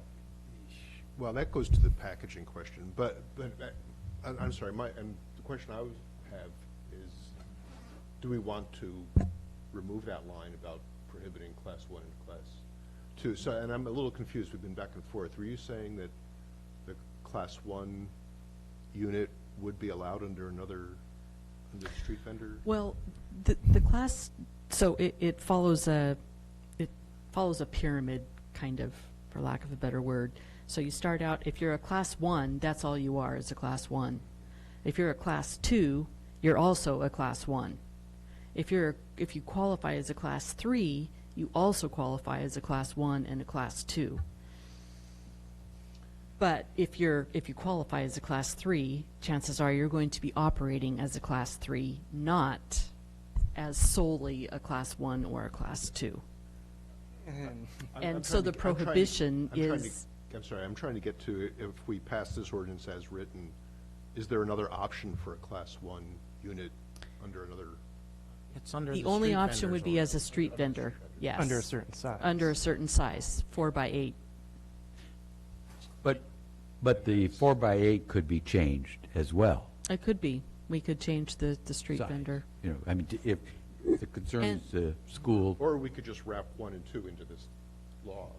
Mr. Mayor, if you want to allow the Class 1 items, which is packaged food, potentially hazardous drinks, to be sold, you ought not to send people to 2 different spots of the ordinances. You ought to have it permitted under one ordinance, because again, you're going to create difficulty in both the licensing and the enforcement of it. So if you're in favor of allowing Class 1 and Class 2, you ought to just do that in this ordinance and not try to steer people to another ordinance. I would just like to say, I also watched the Planning Commission discussion. It was a very full discussion, a lot of ideas, but there seemed to be some type of putting their foot down, let's say, about regarding the level 3. That had a lot of discussion, if I remember correctly. So I think What they do you mean? really, they were trying to differentiate themselves by not having prepared, packaged, prepackaged food. Which is contrary to the To what, Right. right. sizing, I guess, Right. whatever. I can tell you that under the street vendors ordinance, we thought about not-for-profits wanting to have a cart and sell things and raise money, and so we specifically addressed the not-for-profits not having to pay the concession fee. It be considered a donation of the city of that fee to the not-for-profit. So we thought about all that with regard to the small operations that you would see with a 1 or 2. And in this case, they can be in locations that are pre-approved by the ADA coordinator. I think for the food truck, the mobile food unit, I think we're thinking bigger. We're thinking we don't really want to see someone selling candy out of a truck. If it's really this large an operation, we want to see it actually provide food, not just, the kind of thing you get at a ball game, so. So, can I have a question? So, would an ice cream truck be considered like a level 1 or 2? Mm-hmm. Yes. But it would be a level 1 because ice cream is prepared? Is that, or It 2? would be a 2. A 2. Unless they make it, It's not. unless they have their, I mean, I get that they're trying to do, compostable to-go containers. I understand that, and their want of, having this kind of Who green. is they? The Planning Commission's desire, sorry, thank you. I keep forgetting to state who I'm talking about, I'm sorry. That's right. But I mean, I get it, but at the same time, you're really limiting a lot of what can be sold by stating no prepackaged food, even in the 3, 4, and 5. Right? That's just, So, it's just. and I think Mr. Chandler made the point that, or maybe it was Richard, if you go to a higher level, everything's more expensive. You've got a bigger unit and all this kind of stuff. I would see, and help me if I'm wrong, but candy bars would be accessory units. I mean, it's accessory items. You'd be selling prepared food. Which you wouldn't be able to do. No, I understand. So I'm trying to say is I'm trying to figure out why we would go along with this prohibition of prepared candy bar, because for some reason, I'm not concerned about selling candy bars in a, unit 5 or 3 or something higher up, because if the cost of the unit is up there where we've heard, I can't sell enough candy bars for that. Exactly. So I got to be selling Everything menu items and that kind of stuff. So my question then is there a way to slip in some kind of I don't know how we enforce it, but some kind of indication that, we also don't want the entrees, I don't mind candy bars and chips, and aren't those accessory to a meal? Could be packaged or something, maybe we're, not an issue, but, go ahead. Mr. Chairman? By definition, under the state. You got to speak up. By definition, under the state, a Class 3 mobile food unit can sell whatever a Class 2 or Class 1 can sell. But it doesn't go the other way. If you've got a Class 1, you can't sell the items from a Class 3, but by definition that the state has, a Class 3 mobile food unit can sell whatever a Class 2 or Class 1 can sell. So, And go ahead. Mayor and councilors, there's one line in the license ordinance that I want to draw everyone's attention to, and that is that no plastic or styrofoam can be provided to the general public, and all items must be biodegradable. We haven't got there. We haven't got on that one yet. So, but we aren't, we're not on. I've been talking about. Yeah, that's exactly. That Councilor has Organ. been what I'm trying to point out. So, what? That it's wrapped in plastic and it would not be able to be sold. Right. That is what I'm saying. But, so, yeah. You're talking about the difference between Well- an ice cream bar sandwich wrapped or hand-scooped ice cream. Both of those could not be sold currently under the proposed recommendation by Planning Committee. No, I'm not even, wait a second. The licensing ordinance isn't even on the table. This is a public hearing for mobile, so I'm a little hesitant to have us jump to the licensing criteria, so shame on you, Anne Marie, for bringing that up. So, these guys go wild on but me. apparently it didn't. But so, I guess we haven't touched the licensing yet. So, let's get back to the mobile units and deal again with, I think your point is legitimate. Why would we prohibit prepared foods, packaging on mobile units? And isn't that what this ordinance that we're dealing with states? Specifically. Right. So I'm with you. I'm wondering why we're doing that. So somebody needs to. I don't have a rationale. All I have, though, is I think, as Mr. Chandler stated, if you buy a burger, I can hand you the bag of chips, not putting the licensing ordinance aside. And right. I don't get that. Yeah. Because Class 3 can sell everything, so it's not like, sorry, here's your burger, no chips for you. But so there's really no problem with saying Class 1 and 2 can't operate. Because that's just Class 1 or 2 items. So they're just saying we don't want to see the small-scale operations in food trucks. But if you want to allow that, we strike this sentence. That's all it is. That's where I'm. Mr. Mayor. If I can, one other, if I'm the owner of a mobile pod unit, I got the real estate, and I'm inviting in mobile separate vehicles or units, I want variety. So how long am I going to put up with someone selling prepackaged sandwiches? As long as they're paying you. Well. Yeah. That's how long. Somebody's buying it. Okay. But do I care? Should I care? If next door is another Delight and stuff. I'm just wondering, I'm still going back to why are we concerned, or why was Planning Commission so concerned about that? If we've got them on private property, we've got all the requirements, so it's now like we would be dictating, well, somebody's going to be selling Italian food, and I guess I'm missing the whole thing. Mr. Chandler? Mr. Mayor, I just want to point out that it's on packet page 135, item number F. Mobile food units must use biodegradable packaging. No plastic or styrofoam-based packaging or product is allowed to be provided to the general public.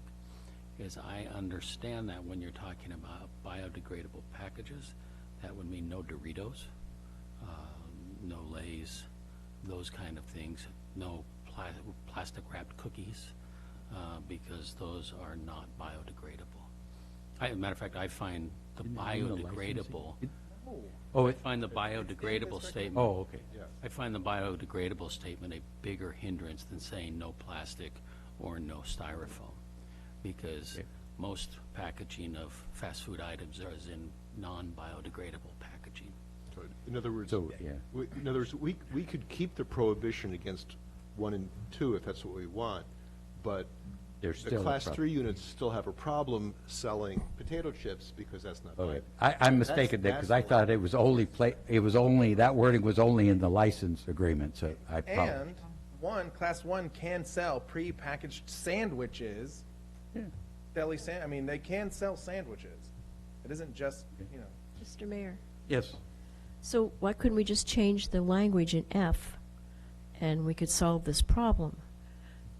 We could say something like no plastic or styrofoam-based packaging of products in prepared foods, you know, something to address what's prepared to be allowed to the general public. Not mentioning that everything has to be biodegradable, but because we're concerned about eliminating the plastics that food is served in, right?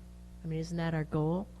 And just leave out that first line and doctor up the second one, so it means the product that's created, cooked, prepared is in that non-styrofoam material. How about that? Just for clarity, you're talking about the license ordinance. That's 135, right? Well, page 135 is the license That's the ordinance. licensing? It is. Yep.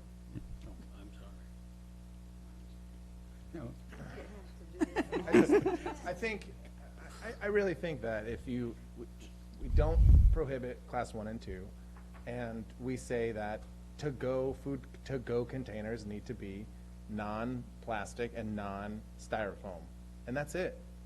Yeah. Simple. That- And then we address the licensing. But isn't that in the licensing of what they're? Well, but we can deal with it It then. is. Then. Yeah. So when we're we going to go and do the level Yeah, 1 and 2 in this first one we're talking about. So in your food pod, you could have people making burgers, and you can have people with an ice cream truck, basically, and just be selling previously packaged, you know, frozen stuff. Well, and really, the consumers are going to be the ones that, I mean, if they don't want it, they're going to be out of business and they'll be gone. So when we get to the ordinance, that's just removing a line at the end of the definition about Class 1 and 2 units.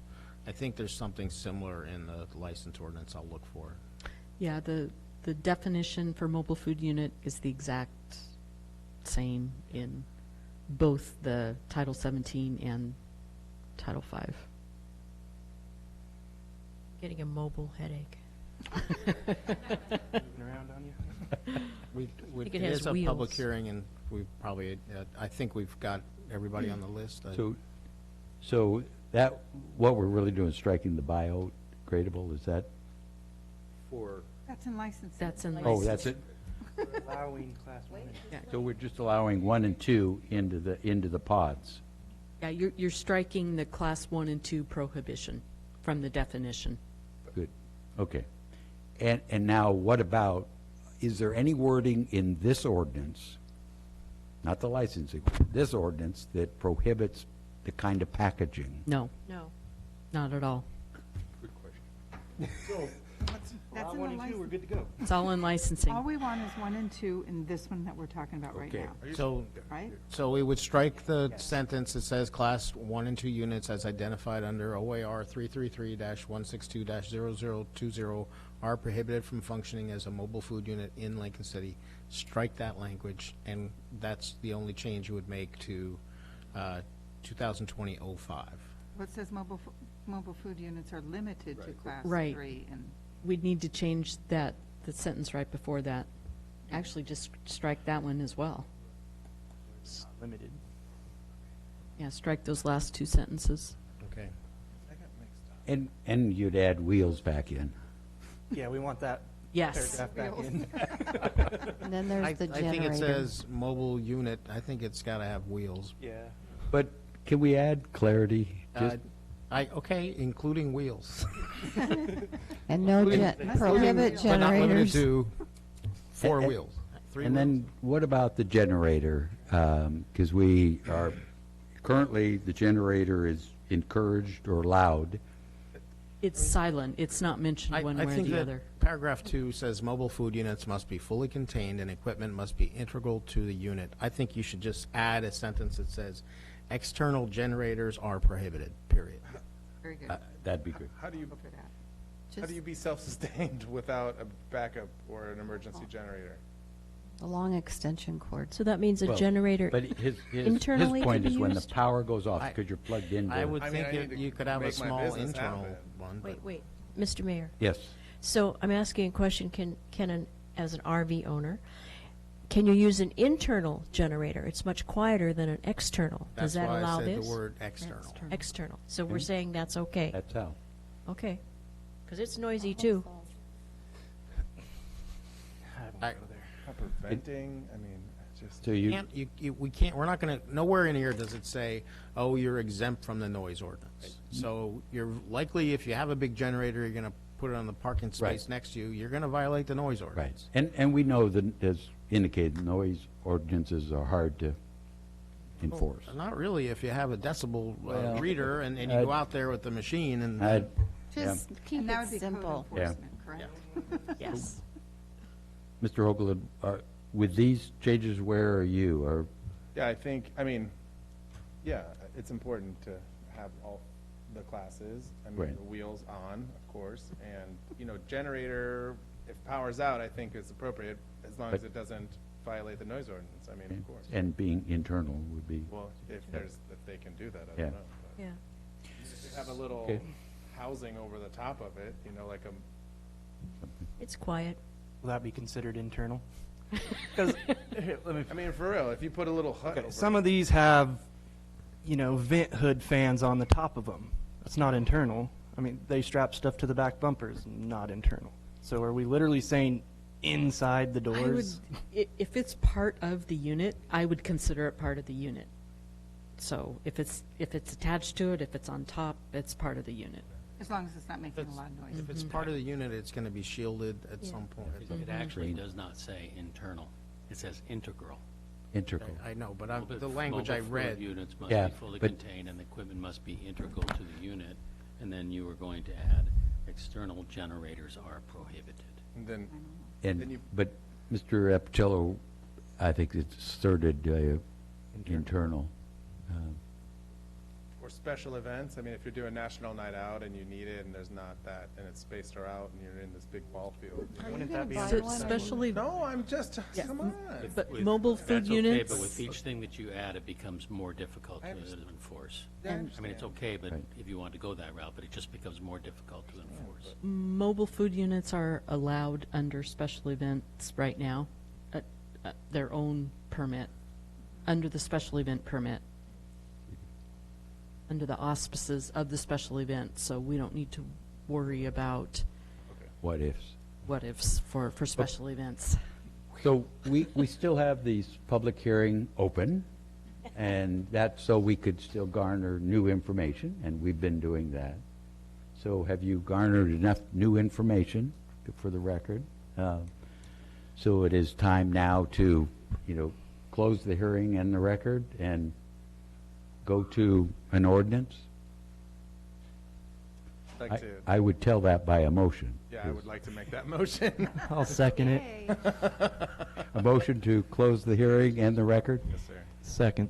And we have a second. All those in favor of the motion, say aye. Aye. Opposed with an A? All right. We have ordinance 2020-05.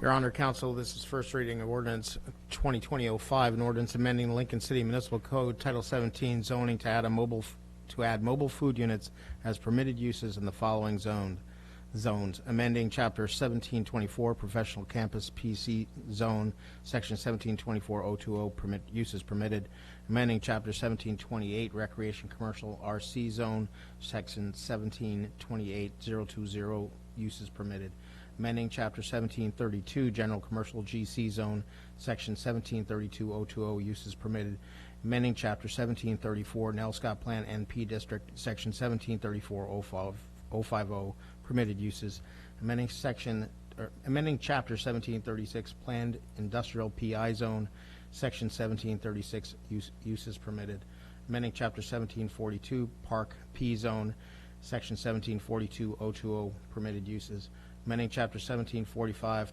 Taft Village Core TVC Zone, Section 1745.040, Land Use Activities, amending Chapter 1750, Ocean Lake Plan Ocean Lake Plan District OP Zone, Section 1750.050, permitted uses, and amending Chapter 1780, provisions applying to special uses, adding a new Section 1780-170, mobile food units, establishing standards for mobile food units and mobile food unit pods.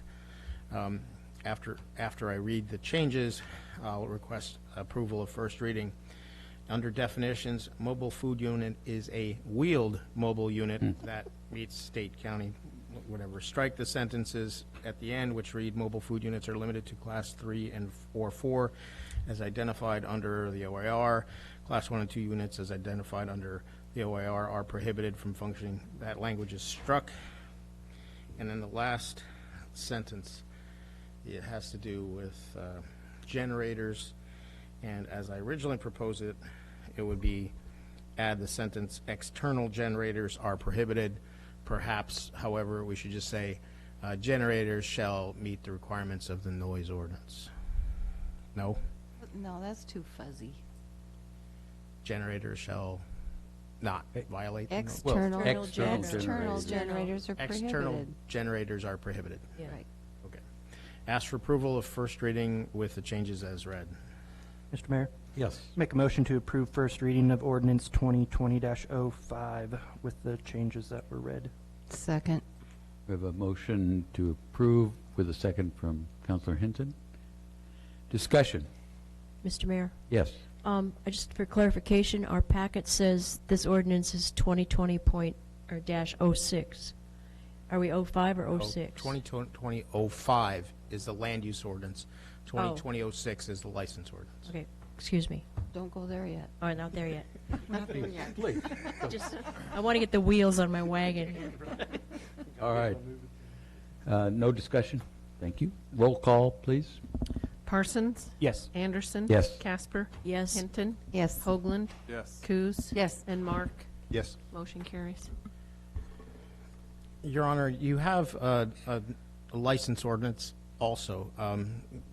The public comment, people were invited to speak about that even though it's not required. Do you want to do the Planning Commission interview now and then go back to the license ordinance? Well, I'm actually... I'd like to get second reading done on this one. Oh, sorry, did I? Yeah, let's adopt it. Sorry, I'm jumping ahead. I'll direct traffic. You get second reading. A second reading. Your Honor, Council, this is second reading of ordinance number 2020-05, an ordinance amending Lincoln City Municipal Code Title 17 zoning to add mobile food units as permitted uses in the following zones, amending Chapter 1724 Professional Campus PC Zone, Section 1724.020 uses permitted, amending Chapter 1728 Recreation Commercial RC Zone, Section 1728.070 uses permitted, amending Chapter 1732 General Commercial GC Zone, Section 1732.020 uses permitted, amending Chapter 1734 Nell Scott Plan NP District, Section 1734.050 permitted uses, amending Chapter 1736 Planned Industrial PI Zone, Section 1736.020 uses permitted, amending Chapter 1742 Park P Zone, Section 1742.020 permitted uses, amending Chapter 1745 Taft Village Core TVC Zone, Section 1745.040 Land Use Activities, amending Chapter 1750 Ocean Lake Plan District OP Zone, Section 1750.050 permitted uses, amending Chapter 1780 provisions applying to special uses, adding a new Section 1780-170 mobile food units, establishing standards for mobile food units and mobile food unit pods. Ask for approval of second reading and adoption of the ordinance. Mr. Mayor? Yes. Make a motion to approve second reading and adopt ordinance 2020-05 with the changes that were read in first reading. Second. We have a second from Councilor Casper? We have a motion to approve with a second. Any further discussion? Roll call, please. Anderson. Yes. Casper. Yes. Hinton. Yes. Hoagland. Yes. Coos. Yes. Mark. Yes. And Parsons. Yes. Motion carries. Great. Thank you very much. I am going to break from the agenda and skip down. I think we've kept McNeil Smith here long enough, you know. Yeah. All right.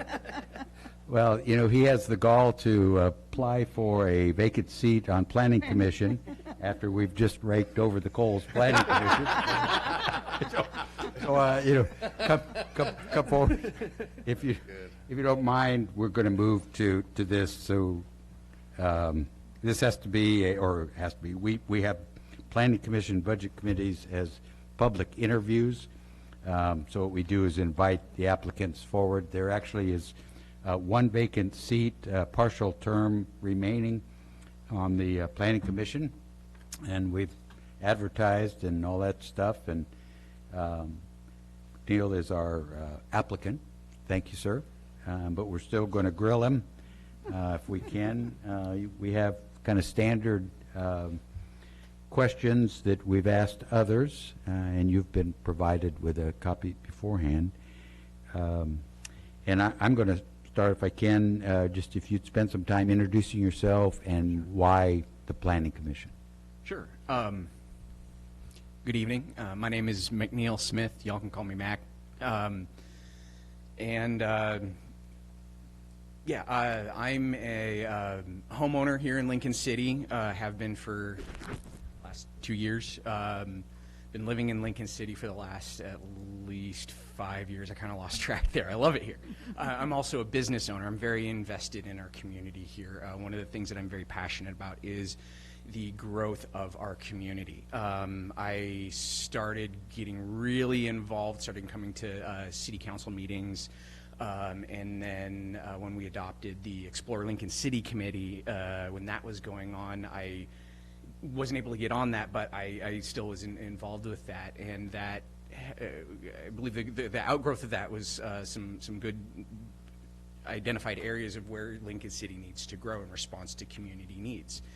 And I believe I can bring a good series of skills from my relevant history in government service and my training and education in law and legal reasoning. I can bring that to the Planning Commission to hopefully help avoid some of this really ambiguous language and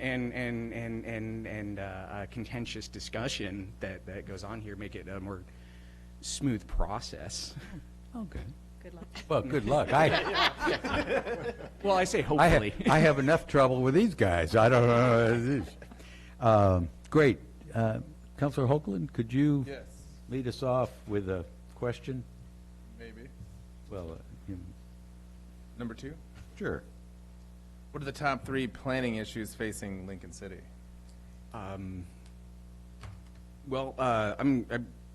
The top 3 that I see that I know that I've seen brought up in city council discussions and planning commission discussions, the 3 kind of biggest areas that I really see are secure, and by secure I mean like home ownership. I'm getting ahead of myself here. Housing, safe, secure housing, long-term housing, like long-term rentals or home ownership, especially. Let's see here. Well, I had my prepared answer, but we had some really good discussion that really covered this with, especially with talking about the food carts. Economic improvement or expansion of economic opportunity. We don't have a lot of employers that are outside of the service industry. A lot of people, a lot of businesses like myself are owner operated. We don't have a large light manufacturing sector in the area. Closest that we really have to that is building and construction. and that's kind of led to a bit of a monoculture in terms of what we can offer our residents as far as economic opportunity. And we have the ability to grow our city as our city grows, we have the ability to guide that growth in order to incentivize, attract, and retain good quality employers who provide livable wages and other good benefits. And along with that, the expansion of critical infrastructure to support those businesses, to support what we already have going on, growing, improving, expanding that to meet the needs of our citizens and ultimately their businesses and other services that they rely on. We rely on. Sorry. Councilor Mark? Nice to see you, Mac. Thank you. Question 3 is, what should the role of the public be in planning decisions? Well, the short answer is we are all the public. And planning decisions affect the public. And by rights, the public has, it can give input into the directions that we're planning to grow the city in. So I think it's absolutely integral that the public has a role in providing input into whether or not what we're proposing to the city council as planning commission, or what the city, what's ultimately going to be adopted into ordinance is meeting the needs of the public and not doing something else. Mac, how you doing? So far, so good. Pretty good. I get number 4. Number 4. Which is, how should the Planning Commission balance individual owners' interests with community interests? This is the hardest question that I had with, because there's so many different ways to answer that, and I guess that really depends on the context of this situation. Is the individual out of variance with their neighbors, with the outside of their community? Why are they out of that? What are the needs of that individual versus the community? Are they different?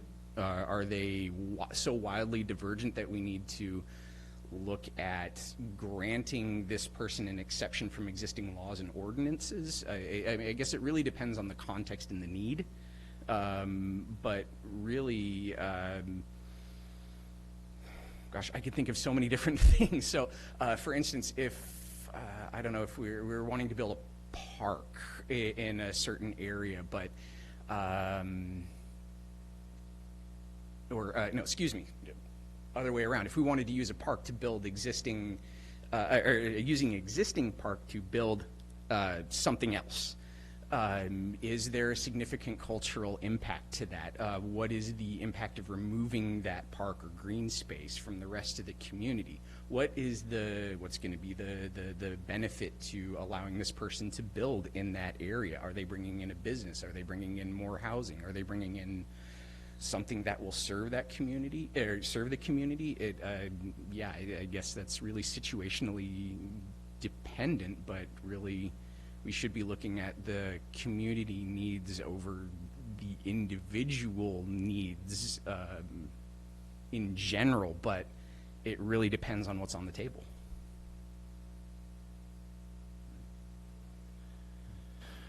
What should be the role of the Planning Commission in creating a look or image for the city? We have we have design ordinance or design ordinances, and that is largely, my understanding, is directed by the input from the community to the Planning Commission, or from experts from the Planning Commission to make recommendations to the city. So really the Planning Commission's role in that, in determining the look for the city, is to make sure that all of those, well, to receive those recommendations, take a look at how that's balances with what else we're trying to do, make sure if those things make sense, and then potentially forward them on to city council to potentially implement. Thank you. Thank you. How should the city balance housing affordability with regulations? This was another one that I had a bit of a quandary about, because which regulations are we talking about? Ultimately, I think we should be looking at making, because housing is so critical in, that's been defined as being a very critical issue for Lincoln County, that probably should be a higher priority of looking at affordability of housing. But again, it depends on which regulations, because I believe the state, the city, and the county have regulations about what is the definition of affordability and what is a burdensome rental amount compared to relative income. So that was trying to give you my best non-answer answer there, because that really depends on which regulations we're talking about. But I do believe that affordability of housing is a priority that we should be examining when we are balancing that against any potential conflict with any existing regulations. Thank you. Okay, and number 7. What is the role of the Planning Commission when a person has a really good idea, but the city's regulations prohibit it, or a really bad idea and the regulations allow it? This was my favorite question. Thank you for asking this one, because I love hypotheticals like this. The Planning Commission is ultimately an advisory council to the city council in that capacity. When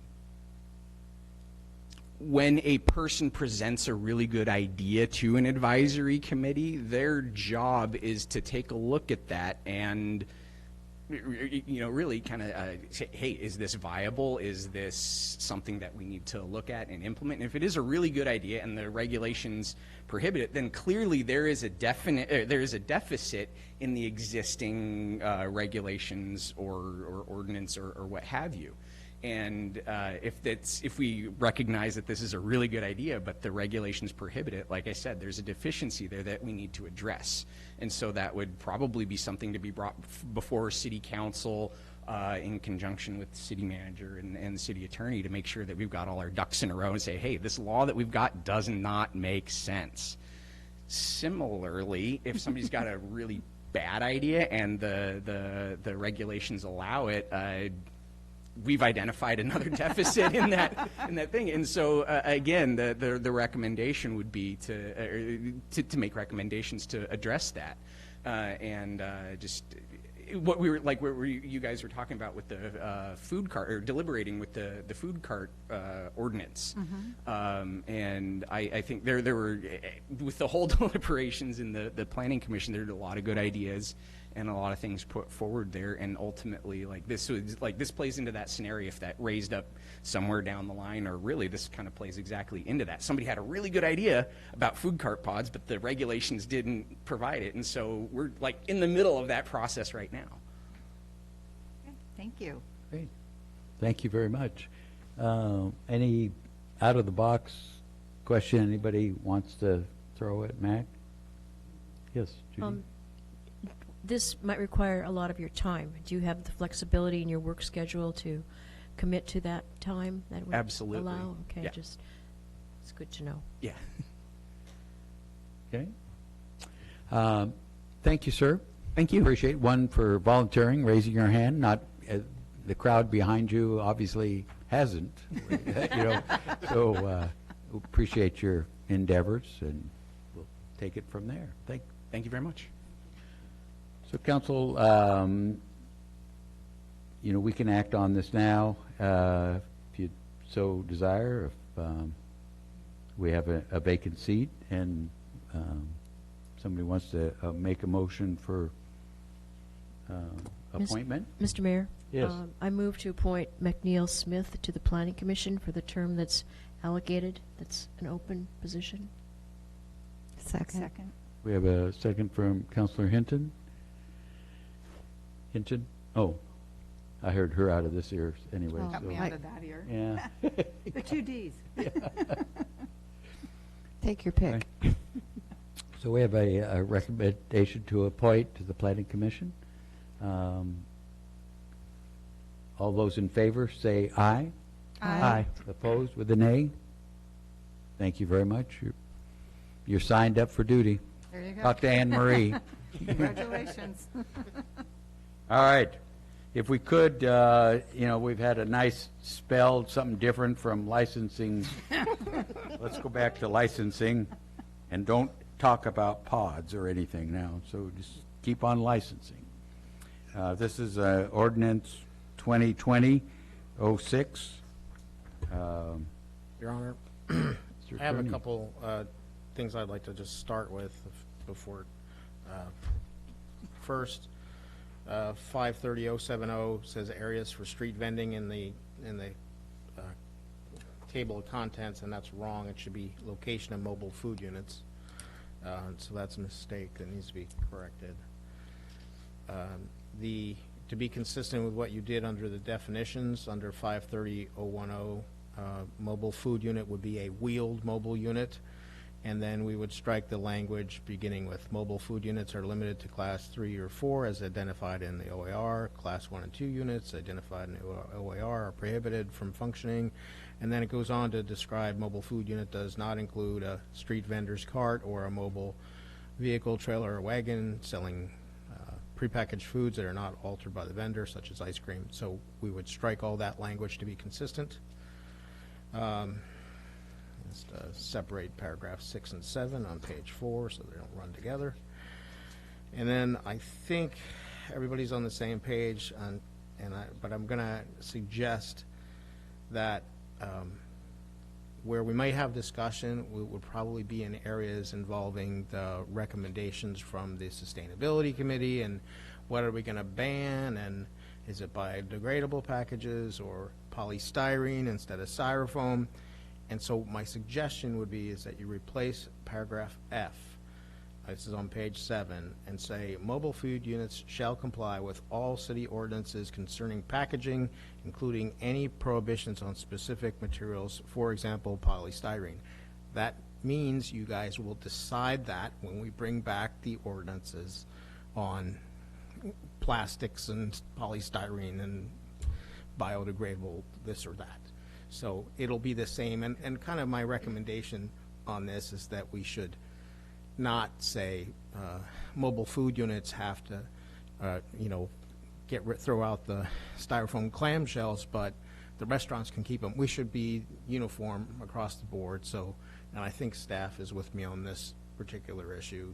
We should address that universally and not just, you could look at it as, oh, we'll start the ball rolling here, but I think we already know the ball's rolling, so we don't need to have something different here. So that would be my suggestion. Mobile food units shall comply with all city ordinances concerning packaging, including any prohibitions on specific materials, for example, polystyrene, and then we'll fill in the blanks later with another ordinance. What page was that on? That would replace the language on page 7, paragraph F, which talks about mobile food units must use biodegradable packaging, no plastic or styrofoam-based packaging. That language would be replaced with what I read, and then we'll address that uniformly in one ordinance. So if you're ready, I'll do... 135. Yeah, we're looking at 135. 135. Actually shows page 6. 135. Yeah, I was actually just reading off the hard copy, so I wasn't looking at that. Yeah, it is on page 135, paragraph F.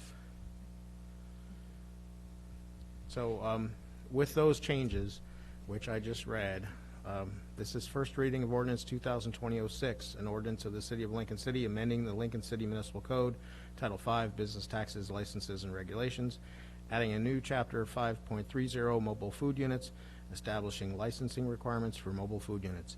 Ask for approval of first reading. Mr. Mayor, Yes. make a motion to approve first reading of ordinance 2020-06 with the previous read changes. Second. We have a motion with a second from Councilor Hinton to approve first reading. Discussion. Perfect. Councilor Hoagland. I think we've got it. I think adding, consistency, and then when we move, it collects, Yes. impacts all these, okay? So you're all right with that? Okay with that. Yep. Roll call, please. Casper, Yes. Hinton, Yep. Hoagland, Yes. Coos, Yes. Mark, Yes. Parsons. Yes. And Anderson. Yes. Motion carries. Your Honor, Counsel, this is second reading of ordinance 2020-06, an ordinance of the City of Lincoln City amending the Lincoln City Municipal Code, Title 5, Business Taxes, Licenses, and Regulations, adding a new Chapter 5.30, Mobile Food Units, establishing licensing requirements for mobile food units. Ask for approval of second reading and adoption of the ordinance. Mr. Mayor, Yes. I'd like to make a motion to approve second reading and adopt ordinance 2020-06. Second. We have a motion to approve with a second from Counselor Coos this time. Tie goes to the right hand. Any discussion? Roll call, please. Hinton, Yes. Hoagland, Coos. Yes. Mark, Yes. Parsons. Yes. Anderson. Yes. And Casper. Yes. Motion carries. Great, thank you. So in 30 days, we can see these? What stops reading? We have now a resolution, Resolution 2020-04. Your Honor, Counsel, this is something after talking to the Parks Director and Anne Marie in planning, and as well as Explore Lincoln City. Right now, parks are permitted through the Parks Department. So when there's a shelter, or like Park Shelter, as in 51st Street, Parks maintains it. Parks rents it out through their exclusive use permit process. Technically, you could say Anne Marie's supposed to do that under the street vendor ordinance because it's not zoned parks. And it's right of way, but it shouldn't be right of way. There's a extension of 51st Street right of way, which we need to deal with a street vacation, and the property will be divided between URA and the city. So in order to just fix this for now, we're using the convention of the interim park designation. And for purposes of things like the 4th of July, it makes sense to treat this area more as a plaza. I think Allison brought forward some documents she had where this whole area was planned to be like a plaza for events. So I did modify the resolution from what was in your packet to explain in the text where I was talking about. I know there's a map attached, but if you look at the map, there's like really no line on the map telling you where this starts and ends. And so if you look at Ebb Avenue, the southwest Ebb Avenue, and you look at what would be the eastern side of that and just extend that eastern line down across 51st Street and then go all the way to the west.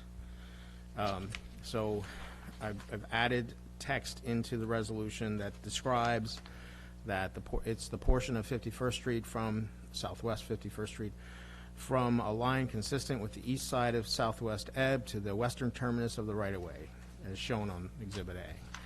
So this basically puts Jeannie firmly in the position of permitting here, and then we'll be doing street vacation and maybe an amendment to the land use map to include that vacated portion into the parks zone. So with that, ask for approval of Resolution 2020-04. So moved. Take a motion with a second. Is there a second? Second. We have a second from Councilor Parsons. Discussion. Mr. Mayor? Yes. Does this affect any current permits?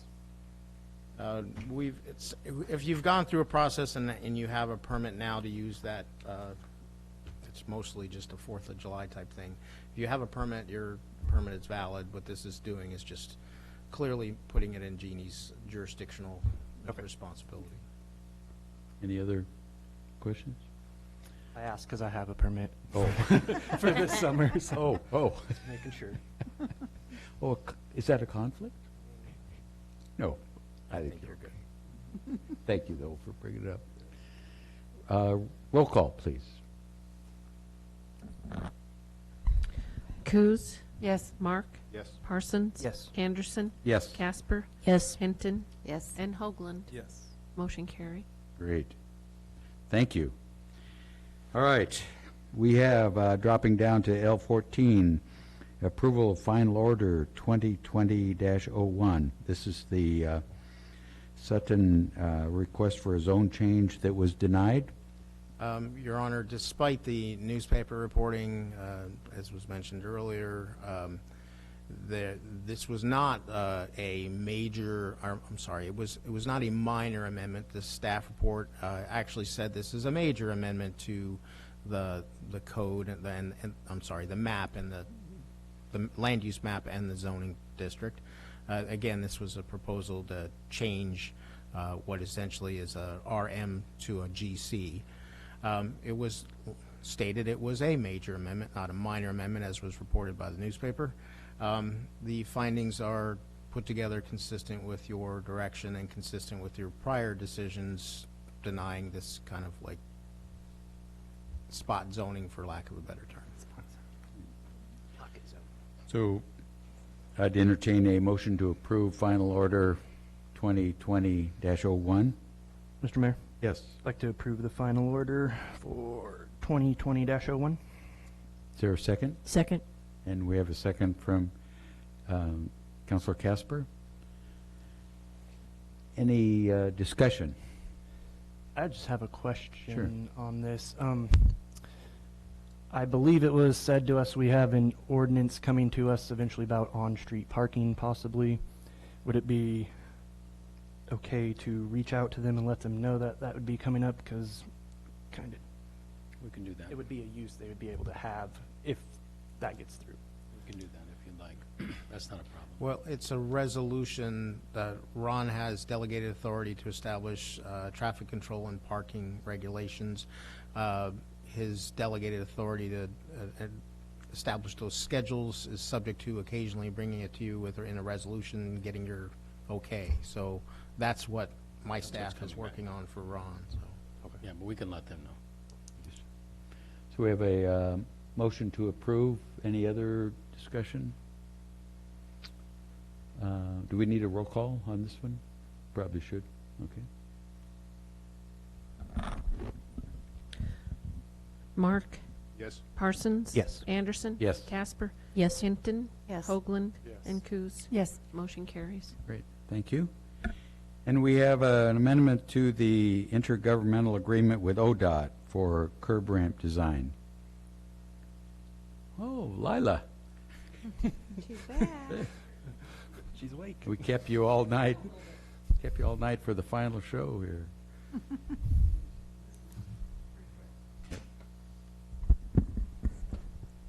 Okay, so this is an amendment for the sidewalk curb ramp project that we have out in front of City Hall from 9th to 14th Street. And I'm going to do the background. So in July of 2019, the city and ODOT entered into a cooperative improvement agreement for the design and construction of ODOT's curb ramp project between South 9th and South 14th Streets on Highway 101. And the project is financed by ODOT with a cost not to exceed $450,000. And when we bid the project, the actual cost was $513,008. So therefore, ODOT has agreed to pay the actual cost, and this amendment simply changes the finance cost of the project from the $450 to the $513,08. And That's nice of them. yes, Yeah, how did that happen? we just told them we did not have the money to Yeah. pay for their part of the project. And our part of this project came in underbid, so that was good. So you have a potential motion? I'll make it. So, before you do that, though, because before you start reading what somebody's providing, why is the mayor signing this? You know, I don't mind taking their money, but somehow, I'm serious. Just out of a, did I sign the original? Okay. Usually the mayor signs intergovernmental agreements. We do have a delegation to the city manager to sign renewals of intergovernmental agreements and intergovernmental agreements not exceeding $25,000. So in this case, we're getting more money, right? Right. So, yeah, I guess probably the manager could have signed it since we're getting more money and it's not overspending. It's not spending $25,000 or more. So. Well, I don't mind. I just want to make sure that I have a higher limit than the manager does, is what it sounds like. Very much so.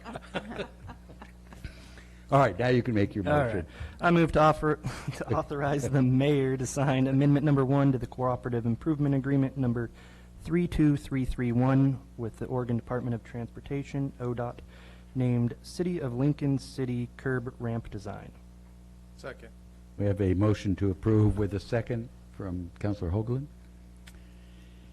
Now, we're not spending money because the mayor doesn't spend money. He takes in money. So that's, but we might as well go ahead and do a roll call as well.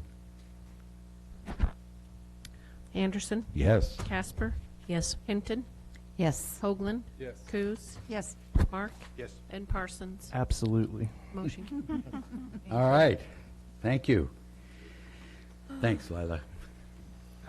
We are to the city manager report. Mr. Mayor, I just have 2 items. During our priority meeting that we had last week, there was a question that had come up regarding ordinance resolution that would come to you regarding banning certain products.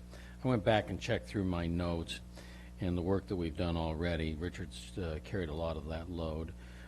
We have two items that are coming before you next month. One is the curbside composting, and then the other is the banning of 2 products in particular, the styrofoam and the clamshells. There was discussion about other single-use products, but right now we're working on those 2. Based upon what you heard from the Sustainability Committee, we're still planning on bringing those 2 items before you. Do you want to add to the second item of what you're looking at as far as banning, leave it as is? I'm just trying to get a sense of where to go with that before we finally finish up preparing it. And then the second question that I had that goes along with this is that you were given quite a bit to absorb from the Sustainability Committee, and as we look at how to move forward with their recommendations, I was wondering if you wanted to hold a work meeting to discuss those in more depth, or do you want me to try to bring those just back during a regular city council meeting? Thoughts from council? Councilor Mark? Well, thanks for doing that, Mr. Chandler. The question that's looming is, do we want to simply ban styrofoam, or do we want to explore the Sustainability Committee's suggestion that the city consider subsidizing replacement containers? And I don't know what would involve, figuring out what the quantity would be, what that might cost, and that sort of thing. So. I would just say that I would like to move forward with the ban for styrofoam only, not styrofoam, the other word. Right, the polyethylene. Styrene. Styrene. And the clamshell, the plastic clamshell. And as far as looking at all the other suggestions that have been made, I think we should talk about it because that's more of a budget kind of a... In a work meeting format? I think so. So we can kind of dive into it without having to watch the clock as much. Other thoughts? Mr. Mayor? Yes. Along the same line with the work meeting, this ban wouldn't have to, just a thought, wouldn't have to take effect immediately. It could be like in 6 months or by a certain timeline. It will be fully implemented, so it's something we could work up to.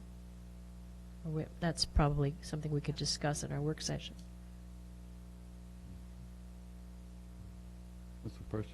Yeah, I'm in favor of a work session. For me personally, I think there's a lot more to these that I would like to flesh out. Diane, Councilor Coos, you have a thought? Or you're either way? Either way. Okay. I mean, yeah, sure, a work session, but there are those questions that they were asking about, the quantity of purchasing, you know, what it would take to do it. Yes, a styrofoam ban or the plastic, you know, but, you know, if we're just gonna all, you know, talk about it without the, you know, we're really needing some answers as far as the quantity of styrofoam to-go containers, you know, the number of establishments. Data. You know, all of that stuff, so it's important. Mr. Mayor, if I put these two items on the second agenda in March, but depending on all of your schedules, I could probably get a work meeting in before that time. That's, you know, 6 weeks away from now, so we can try to shoot for that, but it would just mean that the curbside and the banning would wait until the second meeting of March. I would suggest that you consider having a public hearing on an ordinance like this. You're not required to, but I would suggest I you think do. it's impactful enough. Agree. Sure. I, you know, and that sounds fine. I like that idea of work session. If I heard Councilor Parsons correctly, I like the idea of this Oregon's greenest beaches and turning it into a marketing. Councilor Poland and I talked about that way long ago. And for me, it's, we're then selling, in essence, showing the benefit of, rather than telling someone you just can't do it. There's something stark and nasty about a ban versus getting involved. So I like the idea of a work session with that in mind to try to make sense out of another marketing opportunity. In a kind of a rudimentary form, we can try to get what an ordinance or a resolution would look like, and then of course we'd have the one that's already been being worked on for the banning, so you'd have a way to compare a couple of things, and we could work towards that to have those as examples during a work meeting. And could we allow during that work session also touching the other two suggestions they put? So that would be my idea, is that it would be it would be all of the recommendations of the. I don't think there's a lot stuff there. I think though, but just to address it and. Mr. Mayor? Yes.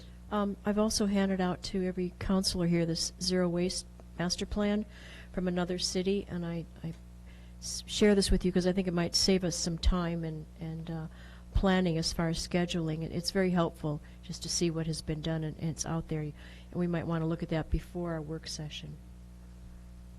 And do you want to invite the Sustainability Committee to that work session? Is it possible to do a survey with the restaurants as they listed here? Just get something out there to find out who's doing what, how many. I mean, I don't know how many. They say there's 83 restaurant food service businesses in Lincoln City, and if we got the information out, just a survey that says, you know, does your restaurant use plastic? That would give us an idea how many would be affected versus how many are doing it already. Ron, is that? A lot of staff time. Yeah, that's why I go right to the boss. It's just a monthly survey, isn't it? Yeah. Perhaps. I've got to kind of think it through a little bit on what would be involved with that kind of a thing, because, again, there's a lot that the Sustainability Committee gave us to digest tonight. So it's possible, but I have to kind of think that through a little bit. Okay. They have on their list here, so some of the questions to ask. I think it's just important. For me, we're going to ban styrofoam. I think it's important to just get that. I would love to see that come to us totally separate than the marketing arm and the sustainability committee and all the other stuff. I would love to see that just go and just a flat out ban, not meat and not grocery store. but yes for coffee shops and McDonald's or whoever uses it. I mean, I would love to see that separate than all this other work session stuff and all this other things. This is years that we're trying to do it. I'm just gonna say it. So you're saying grocery store delis? Raw meat, yeah. This is why I wanted to have a Okay. work session, so we could go over the scope of Right.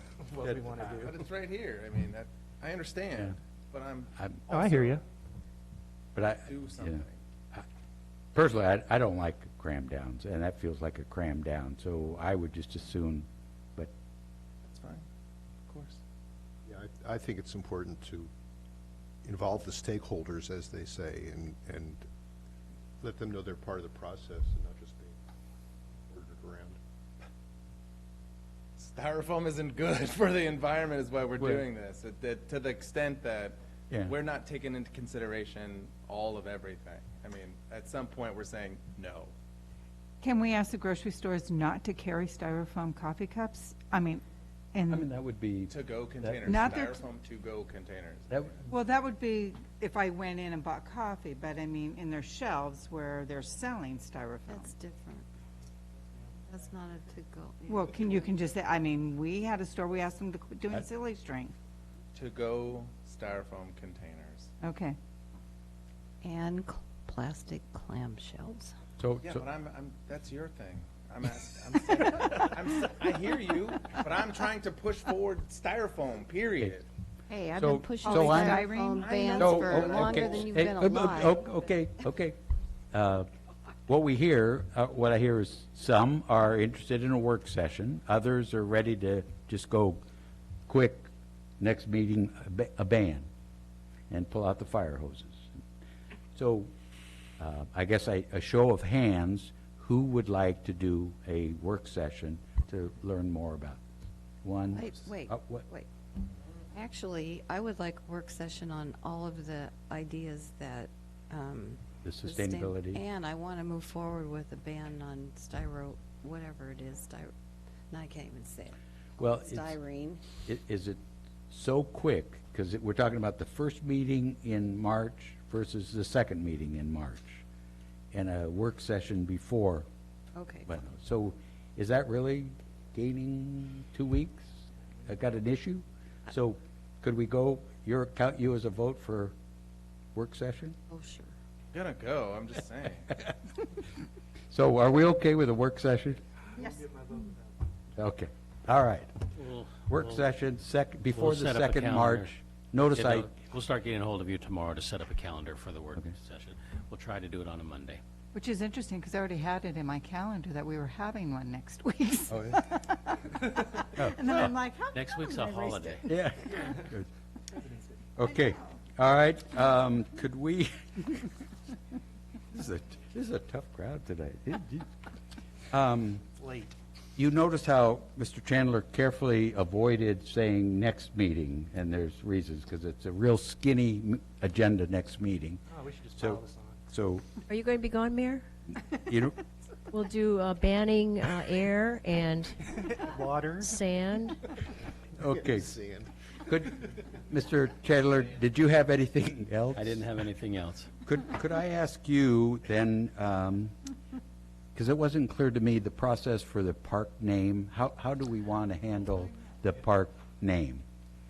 Well, in that case, we'll get that scheduled on an agenda and just bring it back to you. I wasn't planning on a work meeting on that one. We'll just bring it back to you as an agenda item. So, and then we just take a vote? Yes. Oh, okay, simple. Can we, as I have made the recommendation with a friend from the Sledge tribe to name the tree at Regatta Park, and there's things going on, can we please at least talk to tribal council about the native name and the recommendation to include them before we choose, or the possibility to choose the native name? I think it's really important before we say, yeah, let's name this park a Celestini name, to please ask them. I think they would greatly Really appreciate. bad if it didn't mean what they thought. Well, right, well, of course, but I mean, at the same, but also. Yeah, it's a courtesy. Yeah. Very much. I'll be happy to do that. Yep. Mr. Mayor, Yes. did you also know that there's the same name, Neskia? How do you say it? Neskita? Ileani is now the name of the affordable housing, Native American affordable housing in Portland. So just to put that in your perspective as well. Okay. And what were our next steps on priorities to help flesh out some of that? Those are also coming back to you in March because there was a presentation on some housing information that was coming back as well. Okay. So there will be the components of it that we had were I think there were 7 categories with tasks associated with them. There were 3 of those tasks that were referring back to counselors' proposals or what they submitted. Right. So that's what you're looking at refining, and then looking at those 7 categories plus the tasks. I guess what I'm wondering about, do we as counselors have some homework that we owe you to? Yes, it would actually help things to go a little bit smoother. Right after that meeting, I had sent to you my notes plus the counselors' ideas. They have since refined those a little bit. I have not sent the revisions to you, which I can. If you go through those and have any thoughts prior, that would actually help it go a little bit quicker. All right. So I want to make sure you guys have homework in my absence. Thank you. And then, is there any actions from the executive session that you wish to make a motion on? Mr. Mayor? Councilor Councilor Casper? Yeah, I'd like to make a motion to move to provide pre-development assistance for the Northeast 25th property development. Second. So there's a motion to approve the pre-development assistance discussed in executive session for the Northeast 25th Housing Project, correct? Yes. And we have a second from Councilor Parsons. Roll call, please. Casper? Yes. Hinton? Yes. Hoagland? Yes. Coos? Yes. Mark? Yes. Parsons? Yes. And Anderson? Yes. Motion carries. Great. Mr. Appicello, did you have anything you wanted to add to the fire? Okay. Public comment, looking out to the massive crowds and TV audience. Yeah, we did outlast. This is getting to be. Councilor Coos, do you have any comments? Anything you want to catch us up on? Nope, I'm good, thank you. Okay. Councilor Casper? No. Good. Councilor Parsons? Not this, we're having a meeting on the 24th, even though you're out of town, correct? Yeah, please. Just making sure. Okay. Things don't evolve around me, unfortunately. Never know. According to some. Councilor Hinton? I just have a question. The League of Oregon Cities has asked us about SB, that's the Senate Bill 1530, about carbon legislation and requests for city response. And they included a list of all the cities that are included in a couple of amendments that they believe will pass, and we are on the list. And I'm just wondering, that may, if I read it correctly, would it automatically increase the gas tax in our city? So I just wondered if we were going to respond, and if I What was the House bill, or it's the Senate bill? It's a Senate Bill 1530. Oh, that's the cap and trade. Carbon legislation. What are I mean, we I don't on? know enough about it. I just know enough to bring it up to see if we were on top of it, if we're concerned with it, but they were asking for feedback from the cities that are on their list, and we're on their list. I can give them lots of feedback. Well, if we are going to, then we ought to. I mean, like Pretty a fast. statement by the city of Lincoln City? Yep. Well, we can Because probably- otherwise, it's just going to move forward, and then we'll get whatever we get, and I don't know how much that. I think you're going to get a unanimous decision on that statement. I don't know, but the increase is up to 22 cents per gallon for fuel sold in specific parts of the city, and we are on that list. That's what I'm saying.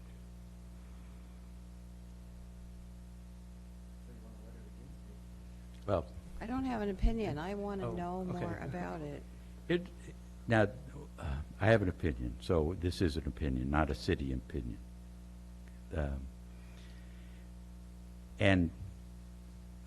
Again, remember, this is a short session, and so things are moving fast. For what we know yesterday may have changed today, so I apologize for that.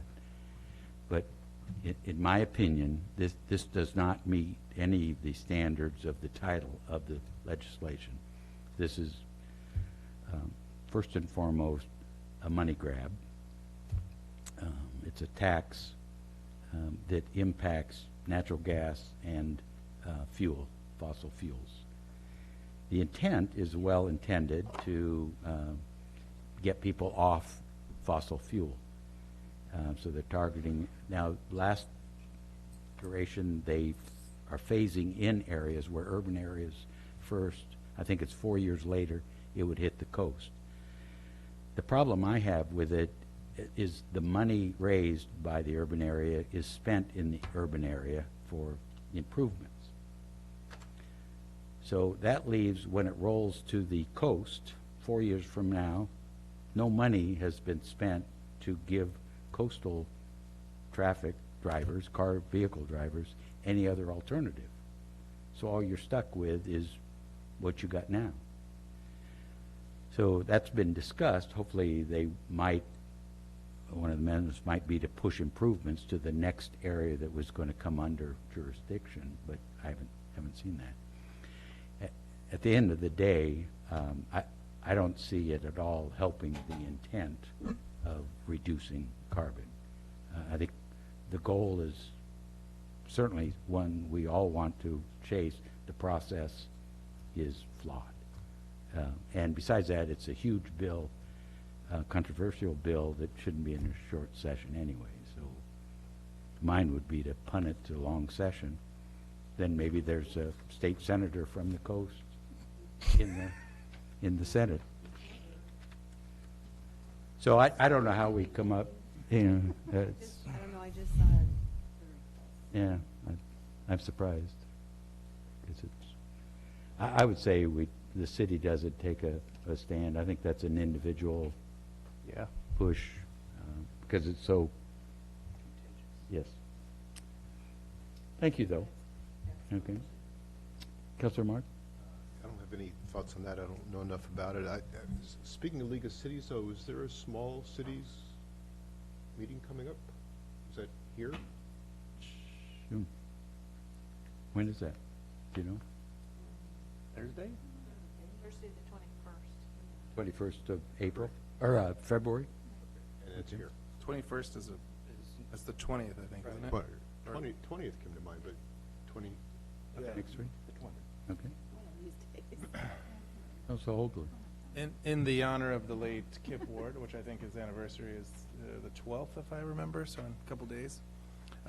2 businesses, 2 restaurants, as he liked to bring about, who's new. So we have the Creperie, which is where the old Nepali kitchen is opening up soon, or they will be opening up.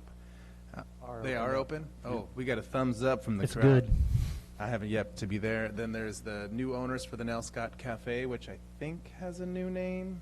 Nell And- Scott Breakfast House, I believe. Breakfast House. Great. Yep. That's good And a news. couple of new businesses are changing around, so it's exciting times, and I just want to bring awareness to those guys. So Terrific. congratulations. Yeah, thank you. I have 2-3 comments. One, this is just a question. I think we all got flyers for the League of Cities Spring Conference in Hermiston.